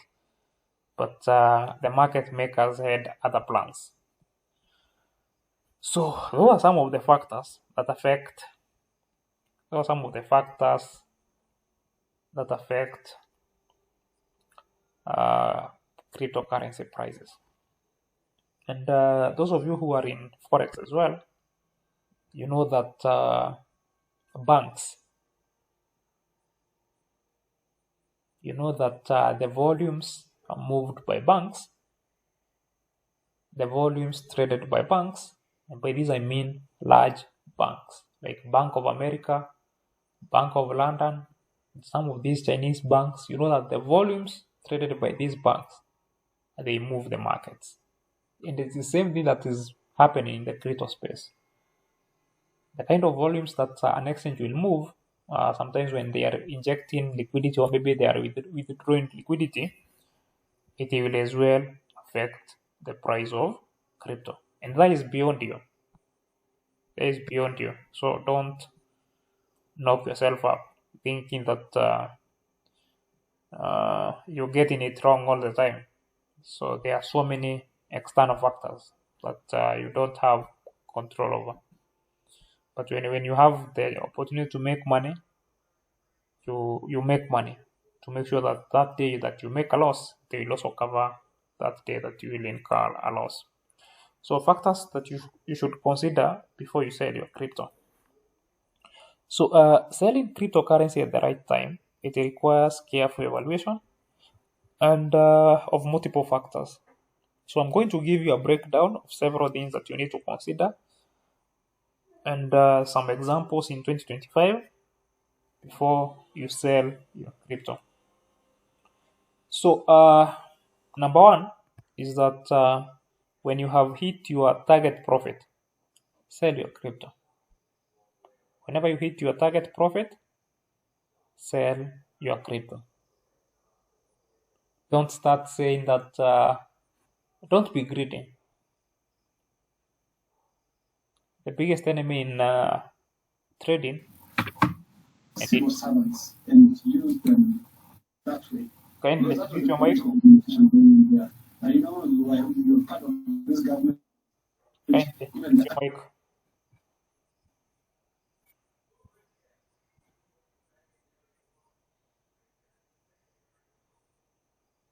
Thank you. So I'm saying the biggest enemy in crypto is always greed. So whenever you get too greedy, definitely even the profit that you had made, you are likely to lose them. So when your target is hit, just sell your crypto. Don't even think twice. Don't even blink twice. If you are targeting Bitcoin to hit 100,000 and it has hit 100,000 and that was your target, just sell your Bitcoin. So every investor should have a deep, what we call profit target. So you sell at a target price that you had already decided. You had already made up your mind. So in 2025, we saw Bitcoin hit 100,000. And when Bitcoin hit 100,000, we saw a lot of Bitcoin investors, Bitcoin holders, people took profits. And then Bitcoin dumped again to around 95,000 or maybe 90,000 levels. And then it came and crossed the 100,000 mark, went to 103, and then later on it went to 109,000. So once the price hit your target, just sell. And then the other factor that you need to consider before you sell your crypto is when you are satisfied with the gains you have made. This is sometimes when it comes to futures trading, which is different from spot trading. You had opened a trade, uh, uh, your target profit, at the point where your target profit is, you are to make maybe 200% profit. And then you feel that you are satisfied with the 150% gain. The moment you feel you are satisfied with the 150% gain, or when you get the 90%, above 90% of gains, you are to make maybe $100 from that trade. You have already made $90. That is enough. We say anytime you make 90% of what you are expecting to make, just close the trade. Even if it has not hit your tip, it helps. So if you have made a return that you feel it is satisfactory, yeah, you just sell and you lock in the profits. Do not overstay. Do not overstay in a trade. Sometimes when you overstay with how these markets move, how volatile they are, and how prices fluctuate, you will likely find yourself in a loss position. You remember another example is Solana. When Trump announced Solana, when Trump announced that he is launching the Trump coin on the Solana ecosystem, we saw the price of Solana skyrocket to a new all-time high of $295 US dollars. Today, if you check the price of Solana, if you were to check the price of Solana today, anyone who did not take the profits, anyone who did not lock in the profits, right now they will be regretting. You see, it hit 295. At the moment, it is 115. The moment it is 115, that means between January, February, thereabout, you can imagine there's only 1.5 months ago, it has lost over 100%. So if you did not take profits, you will be here cursing, regretting that you never took profits. There are so many people who bought Solana cheaply, and then they failed to take profits at 295. Now they are here cursing, saying how crypto is scam. It is not crypto that is scam. You are the problem. You are the one who do not understand how to analyze the markets. You are the one who do not know how to analyze the markets. You also have to understand how to analyze these markets, know when to buy, know when to sell. So the other thing is when you realize there is a lack of progress or development in a project. So if a project fails to deliver on its roadmap, there is no updates, and the developers start making losses, or maybe they are the developers maybe there is a legal case against the project. So in such a scenario, you just sell the crypto. So there has been new competition against Solana, competition like Su. They have shown their rapid growth, making some investors exit Solana due to concerns about its long-term dominance. But I would like to use an example. Let me just use the example of Solana. You remember I mentioned something to do with the competition, and whenever there is a Wajiko was able to teach you. Wajiko taught you that we have what we call layer one cryptocurrencies like Bitcoin, Ethereum, Solana, Base. We have all these layer one cryptocurrencies. And then we have tokens that are built on these blockchains. You find that on the Solana blockchain, we have other tokens that are built on that blockchain. On the Bitcoin blockchain, we have tokens that are built under that blockchain. On the Ethereum, the same thing. On the SU, the same thing. So when there is a new layer one, when there is a new layer one, when there is a new layer one chain, there is direct competition against the already established blockchains, and that starts to reduce the dominance of those blockchains. So there is that example of Solana. There is also that example of Ethereum. So that reduces the dominance of that blockchain network. And when that happens, so there might be, you might maybe consider selling your crypto. You might consider selling your crypto when you realize there is no progress. And there is a debate that I was having with Wanjiku, and I told her, if you look at Ethereum over the past few years, there hasn't been much that has been done on the that has been done by the Ethereum developers. There is no new developments that are likely to spark Ethereum price to rally.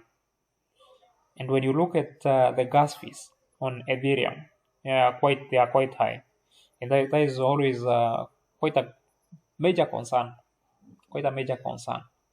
That time Ethereum was around 3,000, I think so, and people were anticipating that Ethereum will hit 10,000, and I was there wondering, 10,000 from where? I was there wondering, like, Ethereum will hit 10,000 from where, and what magic will happen when there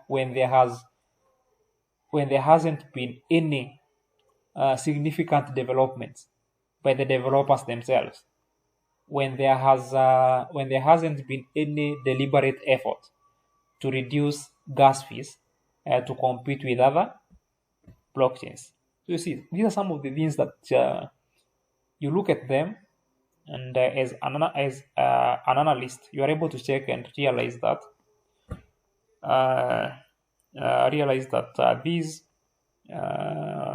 Ethereum blockchain, there hasn't been any meaningful development, any meaningful progress. So when I was seeing people anticipate that Ethereum will hit 10,000, I was just laughing and saying that people are really delusional. But again, we look at markets differently. So another thing is when you want to rebalance your portfolio. So if number 3 applies, sometimes it doesn't have to apply, because you see, when you want to rebalance your portfolio, people rebalance their portfolio on different times. There is someone who will prefer to rebalance their portfolio quarterly, someone else semi-annually, and someone else maybe annually, depending on the market conditions, or maybe depending on how much gains they have made.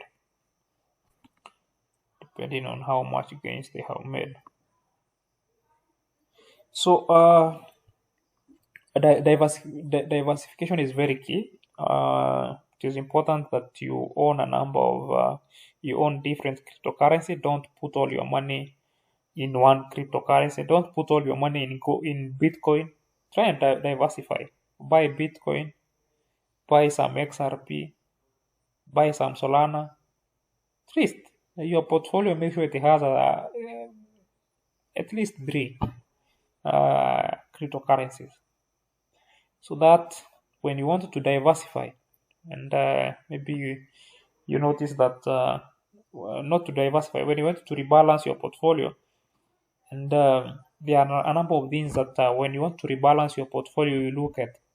Either you have achieved the gains that you wanted to achieve, either you feel that you are in a loss position and you need to move capital from these cryptocurrency to another, that could lead to you rebalancing your portfolio and reallocating what we call you reallocate your capital from this to another promising cryptocurrency. And also when there is new developments, when there was now AI, when there was this whole conversation about AI, and now you want to move money from maybe Ethereum, and now you want to move into these AI coins. So there are several things that you also have to look at when you are rebalancing your portfolio. When you are rebalancing your portfolio. So Bitcoin ETFs, they attracted huge investments, and these made investors to move funds from altcoins back into Bitcoin. You remember when BlackRock first filed the Bitcoin ETF and then it was launched. So when that happened, we saw people move money, people move their capital. People moved their capital from altcoins. They sold their altcoins and moved that capital back into Bitcoin. So later on, we'll cover something to do with Bitcoin dominance and also what we call altcoin dominance and how that impacts the price of Bitcoin and other cryptocurrencies. So the other thing is if there is a series of FUD on a specific project, what we just covered about fear, uncertainty, and doubt. So that affects the investor confidence. So if there is a lot of negative news around a certain project, so you just know that at that time it is time to sell. And when there was that, when Bybit was hacked and Ethereum worth 1.5 billion was stolen, at that point, the wise decision was to sell. Because you see, at that point, Ethereum was still above 2,300. So you see, at that point, the best decision was to sell. Right now, Ethereum is around 1,700. So you see, it has lost more than $500 US. $500 US into Kenyan into shilling, that is more than 60,000, more than 64,000. That is a lot of money to lose in a short period. So that as well, if you see something that creates fear, that creates panic, you can also decide, let me just sell. Either you take profits or sometimes you take your losses before incurring more losses or maybe additional losses. So another thing is buying the rumors and selling the news. We always say that in the markets, when you hear positive rumors, that time you should start buying. If you had already bought, you add more of that cryptocurrency. So you see, when there was rumors about US Bitcoin reserve, there are investors who reacted by buying Bitcoin. There are investors who reacted by buying Bitcoin.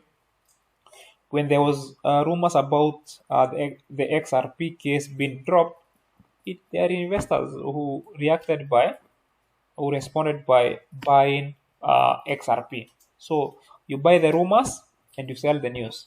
You see, the reason why people tend to sell the news, and sometimes by news I mean when the actual announcement is made, and in this case, if it is a positive announcement that has been made, and you know that when a positive announcement has been made, prices tend to rise. So when that positive announcement has been made and prices rise, once they rise, definitely there will be a correction. So once the price rises, you sell that news. You sell at the top. You sell the news. You remember after Donald Trump announced that XRP will be part of that Solana, XRP, Ethereum, they will be part of the US stockpile. We saw the price of ADA, Cardano, it went up all the way to around 1.17. But look at the price of ADA today. It is around 0.67. So it has lost over 100%, or close to 100. It has lost close to 100% in a month or so. So the wise decision was, once ADA hit 1.15 or maybe above 1.10 levels, the wise decision was you take the profits and lock in the profits. That is why we say you buy the rumors once you hear there is some positive rumors, and then you sell the news. Like, don't overstay in the market. So that is a good example.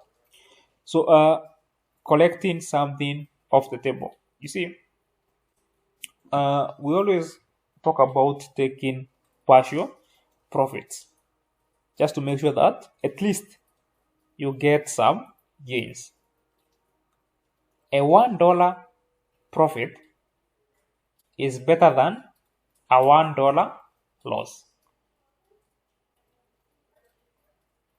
So if you have made $50 on a trade, and you are satisfied with that, and the price has not hit your target profit yet, but you are satisfied with that gain, at that point you take the profit. At least there is some profits that you have been able to lock in. Because if you were to overstay longer, you realize that if you continue overstaying, you are likely to end up into a loss position.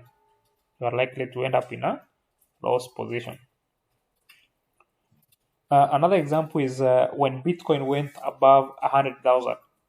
So wise investors, they responded by selling their Bitcoin. Their Bitcoin. They took profits around. My apologies, I've used the word wise. Allow me to correct that and use the word wise not wise. Some investors responded by selling their Bitcoin above 100,000. So they were able to lock in some profits, assuming they had bought Bitcoin at 80,000. So they were able to lock in the profits. And you see, Bitcoin right now will present them with another opportunity to buy at 80,000 and make an extra profit. So another thing is the Bitcoin cycle. You need to understand the Bitcoin cycle. You need to understand the Bitcoin halving cycle. It is usually a 4-year cycle. We have what we call the bull run, happens every 4 years. The Bitcoin halving happens happens after every 4 years. So in 2016, there was Bitcoin halving. In 2020, there was Bitcoin halving. In 2024, there was Bitcoin halving. And then after Bitcoin halving, the bull run happens the following year after Bitcoin halving. So if Bitcoin halving was in 2016, the following year in 2017, there was the bull run. In 2020, there was the Bitcoin halving.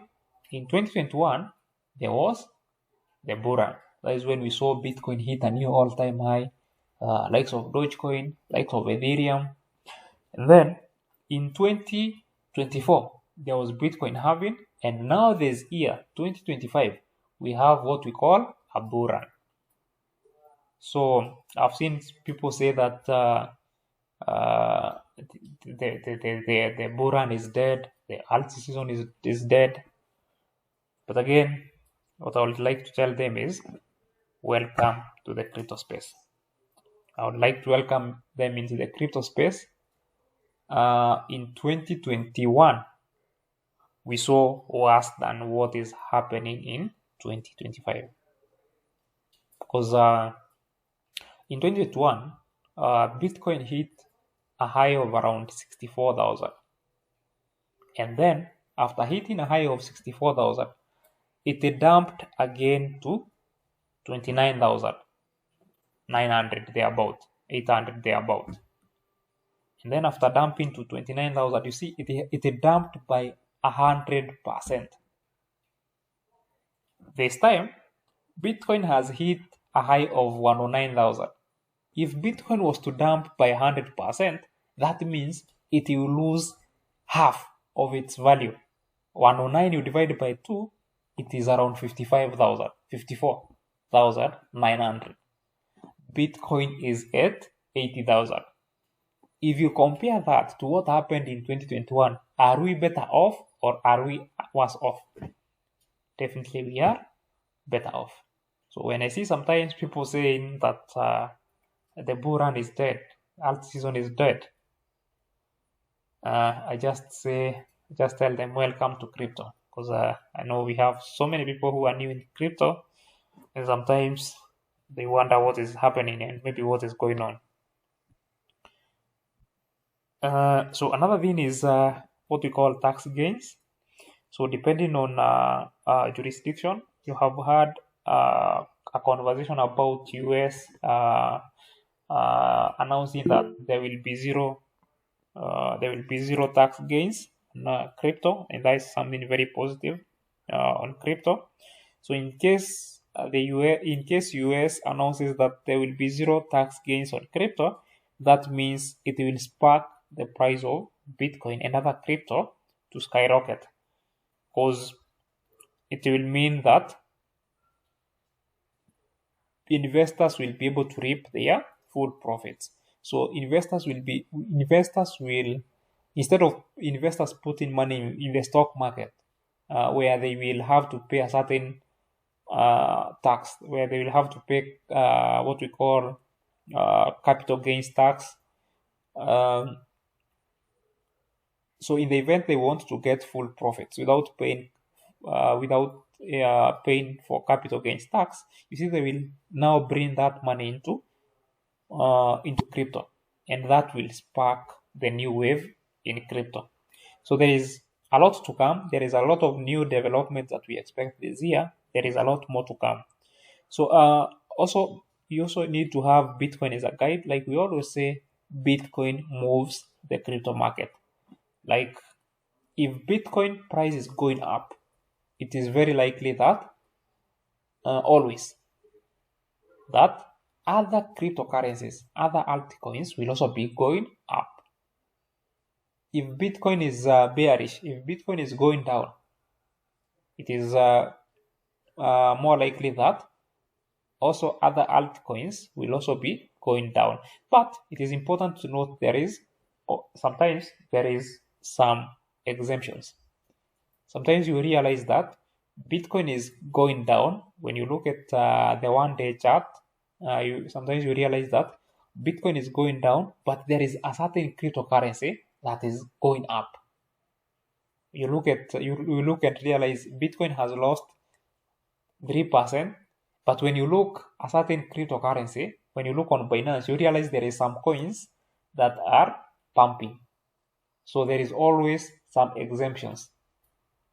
But the majority of the cryptocurrency market, you realize maybe only 10 cryptocurrencies, maybe when Bitcoin is dumping, only maybe 10 will be gaining, but the rest will be dumping. So it is important to note some of these exemptions. So another thing is fear, greed. Fear, this is the last thing, fear, greed index. So it is important for you to understand the fear, greed index. And we say it is between 0 to 100. Fear, greed index is between 0 to 100. And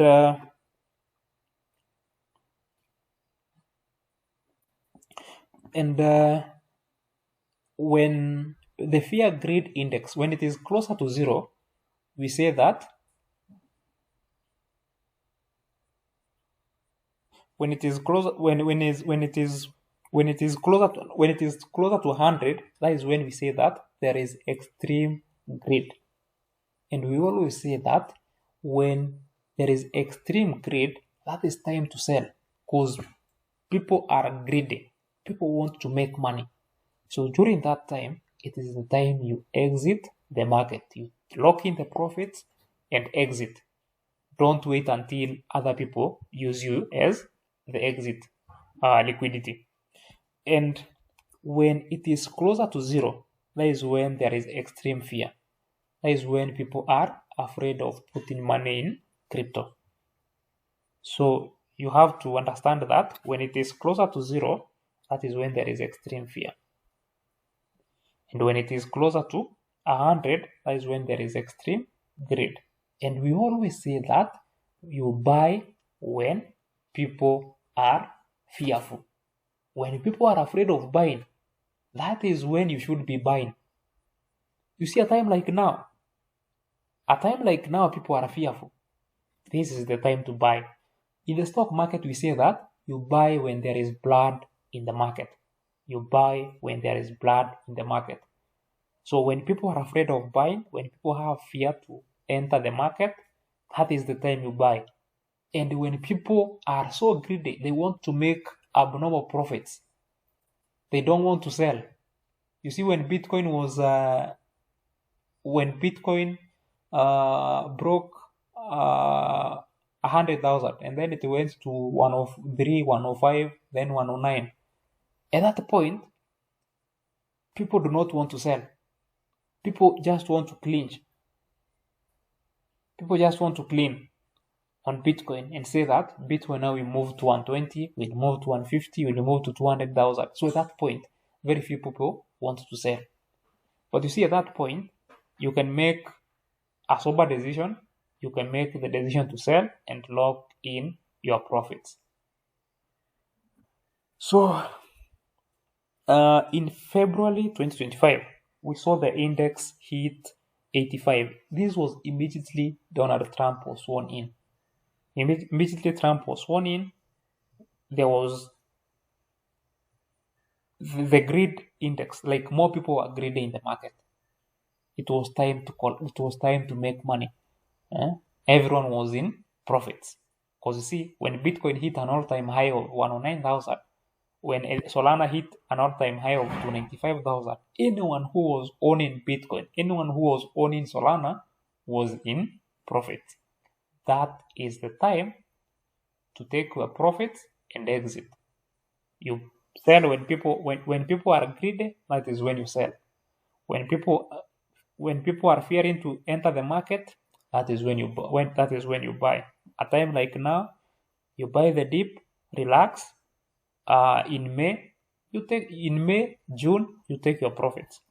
So you buy when people are fearful, and you sell when people are greedy.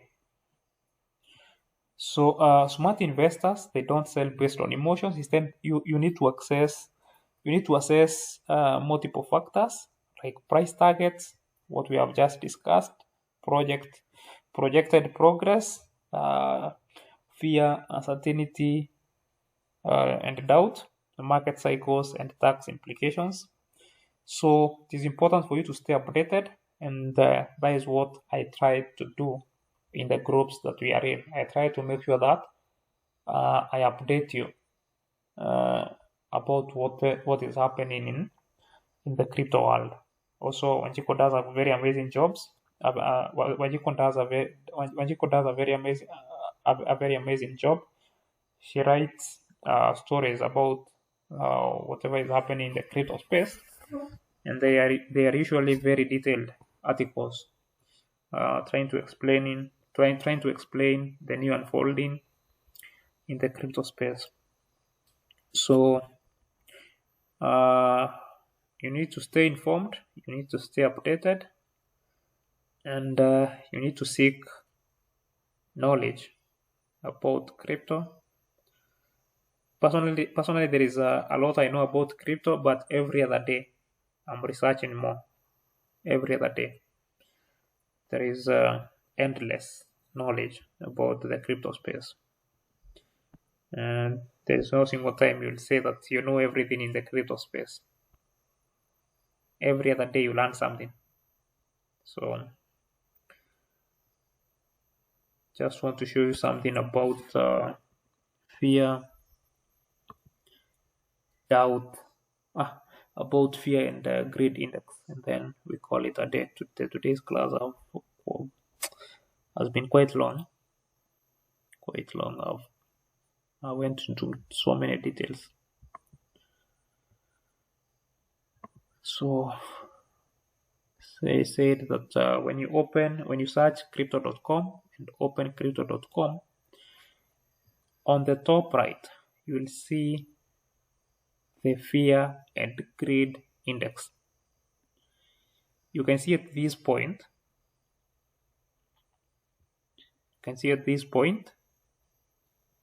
fear is around 50. Fear and greed index, it is around 50. 50 is neutral. That means it is balanced. It is quite balanced. And then you see yesterday, it was also 50. Last week, it was also 50. So in the event, once you see the fear and greed index drop to around 30, thereabout, it simply means that people are afraid. There is a lot of fear in the crypto market. So when that happens, if this value keeps dropping from 50, tomorrow you see it at 45, the other day at 30 something, that means people are fearful. And when people are fearful, that is the time you buy. And then around May, June, you will see the fear and greed index rise to 90, 80, thereabout. That shows extreme greed.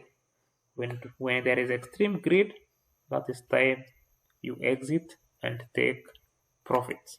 You lock in the profits. So that will be the end of this class. So I'll just allow you, anyone who has a question. I hope you can easily navigate the CoinMarketCap platform like I was able to take you through. So anyone who has a question, you can raise your hand and then ask a question. And also an assignment that I'm going to give you, just search CoinMarketCap, then click on fear and greed index, and then you search how you can use the fear and greed index. The 3 cases. Go through them, internalize them, and then in case you have a question, you can ask me in the group. You can reach out to me and I'll be able to answer your questions.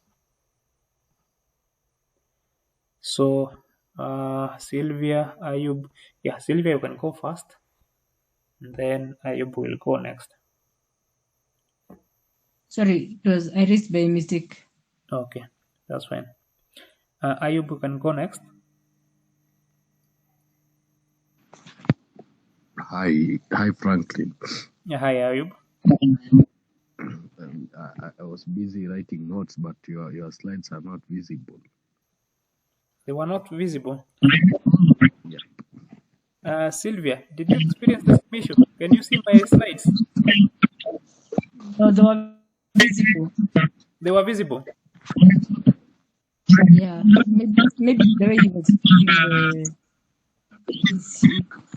they were visible actually. I think maybe Ayub, maybe the next time you experience such an issue, you just leave the meeting and then you rejoin again. And then once you do so, you'll be able to see the presentation. There was just some technical hitches, some small technical hitches that sometimes they do happen. So is there anyone else with a question? I know today I've kept you waiting far too long. Today's class has been quite long, and also we have postponed this class twice. This week I was feeling quite unwell, but I'm okay now. So anyone else? Feel free, ask a question. There is no You see, there is no a direct translation from Swahili. There is no stupid question. Mhm. There is no. I have a question. Okay, Sylvia. It's that pendle thing, yeah, the token. You said we should buy. Would you advise we buy?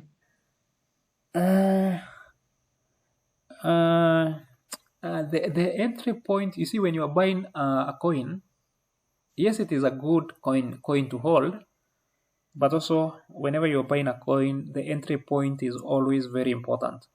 And I'll give you the example of Bitcoin. You see, Bitcoin is a good coin to buy, but you see, if you bought Bitcoin at 100,000 US dollars, you should have waited for a better entry, like maybe 80,000. So you see, you are able to make higher gains. So the best time to let me check the chart how it looks as we converse. Let me check. It's called the pendulum.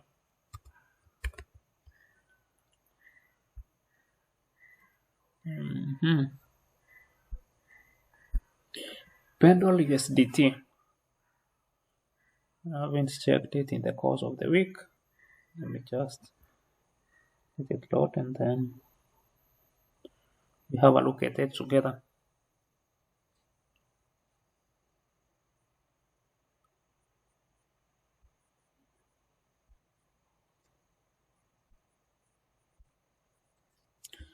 So if you look at the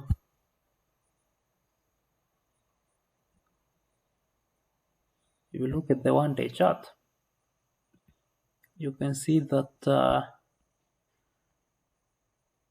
in the month of in December, actually 7th December, it reached an all-time high of not an all-time high, but it reached a high of 7.14. It reached a high of 7.14. That is in December. That is 3 months ago. The current price is 2.85. So how many times are those? You take 7.14. You divide by 2.86. Just trying to see the multiples. Take 7.147 divided by the current price of 2.86. That means you will make 2.49 times. That is 250% profit. If the price was to go back to the high of 7.147 on 7th December, that is 3 months ago, that means you are likely to make 250% profit in So 3 months. how would you know? How would you know if during this bull run it will rise? It's through. You see, in terms of, I've been able to explain to you there is a number of things that you check, and one of the things is the technology behind that cryptocurrency and what we call the utility case. And you see, real world assets. They are called real world assets because they are offering real world solutions in the real world.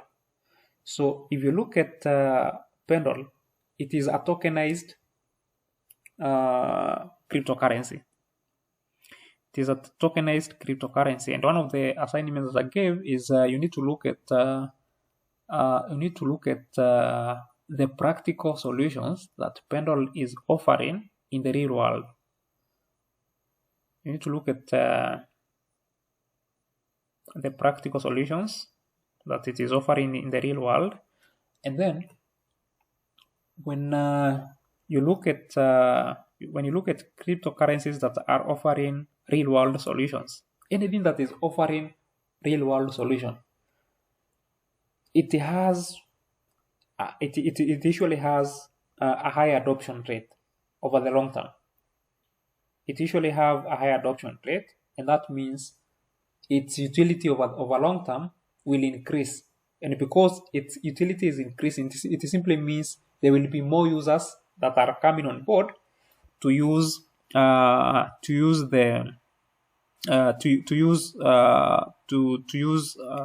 Pendle is a real world asset. And because of that, over long term, the price of Pendle will definitely go up.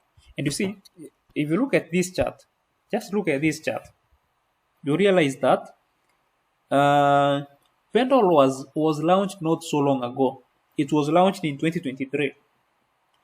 And it was launched at a price of around 0.6, 0.4 thereabout. And then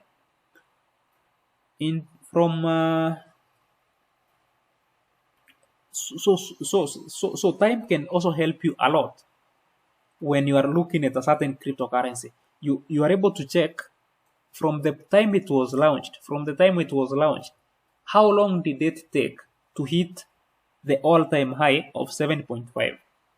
So you are able to see that it was launched in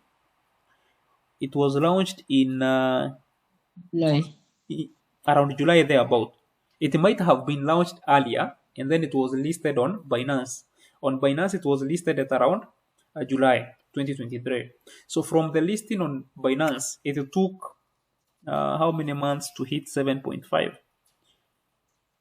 It only took from July to April the following year. That is around how many months? That is August, September, October, November, December. 8. And then Jan, Around 8. March, around 8 months. So you can imagine Yeah. it took 8 months for the price to move from 0.6 to 7.5. So you are able to calculate the multiples. In finance, we call them multiples. You are able to calculate the multiples, and those multiples will help you as you try to make the decision whether it is a good coin in terms of how much it is valued now, and also the period it took to hit the highs. So you divide that with 0.6. It's like 12. 6 to 7. 12.5. Those are 12 times. 12 times is 1200% in 8 months. I don't think there is any business that will give, or maybe any other investment that will give you 1,000% in 8 months. That only happens in crypto and US stocks. Yeah. Yeah. So if you were to go by the same and say that after the other calculation that I did, the all-time high in December and the current price, those was a multiple of 2.5 thereabout. So even if it was to do a 2.5% in the next 3-4 months, at 250% or anything beyond 200%, that is a good return Yeah. in 3 months or 4 months. That is quite a good return. That means if you put $500 or maybe $250, you will be able to recoup. You will be able to recoup your 250 and get an additional return of 250. Thereabout, not 250. You see, 250. If 100% is 250, 200% is 500. That means you'll be able to make 500 from $250, which is not a bad investment. That is quite a good return. Yeah. Yeah. Because if you compare that with what Kenyan stocks on average, not on average, if you some of the best, if you have if you are a good stock analyst, you are likely to get between 20 to 30% if you are investing in NSE stocks. NSE stocks, those are stocks listed on Nairobi Stock Exchange. So compare getting 20% to 30% between 9 months to 1 year, and someone else getting to 50% during the same period. You can't even come close. I hope you getting the logic and the perspective. Yes, sir. Yes, Yeah. I get it. Thank you so much. So it is always about getting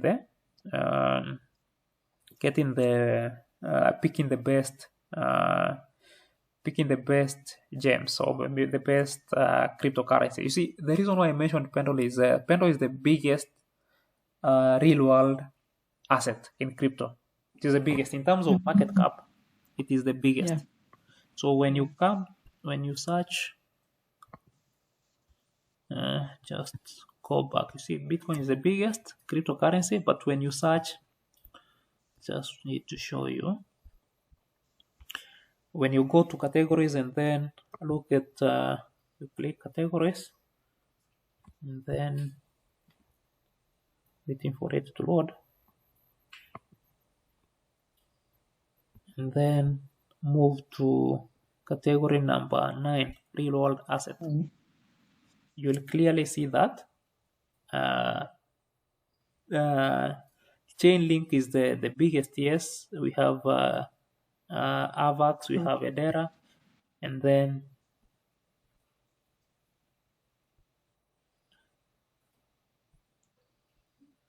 But it's big on what? we have Pendle at this Okay. point. Like Pendle is one of the biggest real world asset. Yeah. Yeah. Okay. And it's lookup. Yeah. Okay. I see. And now you also need to look at the market cap, get to understand the market capitalization. I'm sure Ajiko was able to take you through the market she did. capitalization. So market capitalization, you realize that Chainlink has a market capitalization of 8.3 billion. Avax 7.4 billion. Hedera 6.8, and then Mantra comes around 6.1, and then if you look at Pendle, it only has a market cap of 461 million. So it is a low cap. Cryptocurrency with so much potential. Yeah.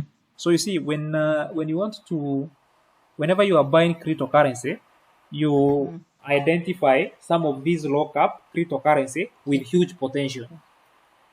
Okay. You get that? Yeah. Yeah. So in this case, you realize that Pendle will be a better option because it has more room for growth compared to a coin like Chainlink. So Pendle has more room for growth compared to Chainlink. Yes. Yeah. Thank you so much. I understood. Yeah. Thank you. Welcome. Yeah. Thank you so much. So I think we can come Thank to you. the end of today's class. Yeah, it has been quite a long class, but I believe quite informative, educational. Yeah, and any question that any one of you will have, you can just ask the question in the group. I'll be able to answer. Thank you so much, Franklin. Welcome. Yeah. So this is those people who will be entering the market right now. You people will have a good opportunity to make money, and because you will be buying at very cheap prices. Yes. Because timing in the market is very important. So you buy right now, and then just be patient. You buy and forget for 3 months. You will reap big. You'll make some good money. What do you think about XRP? XRP, should we so after bull run we just take the profit and then maintain some little one for it to remain? You see, after bull run, we'll get into a bear market. As we head into 2026, we are expecting to get into a bear market. So Yeah. once the bull run is over, Mm. once the bull run is over in 2025, I expect early 2026 from all the way from December 2025 going into January, Feb, March, April 2026. Yeah. I expect a bear market, and the bear market that is likely to happen in 2026, considering there is rumors of recession, Mm-hmm. it is likely to be worse than what happened in 2021. So, once price hits all-time highs, just sell everything. Once prices Just go back to the low prices, we'll buy again. okay. So Okay. it will not make any sense, any monetary sense, to say that Yeah. you have bought XRP at 2.00, maybe 1.90, and then it goes back to 3.10, maybe 3.20, Yeah. and then you fail to lock in the profits, and then early next year it drops again to 1.9. Yeah. You get it? Yeah. So you lock in the profits, and then Yeah. during the bear market, you'll get another opportunity to buy. But you'll have already Then, taken the profits and used the profits to do something for yourself. thank you so much. You're welcome. So All let right. us Okay. catch up Have for a the good. next class. I can see most people dropped along the way. Yeah. Yeah. Thank you. Okay, let us catch up tomorrow. Okay. Thank you. So thank you everyone for joining. So let us meet in during tomorrow's class. So have yourself a good night.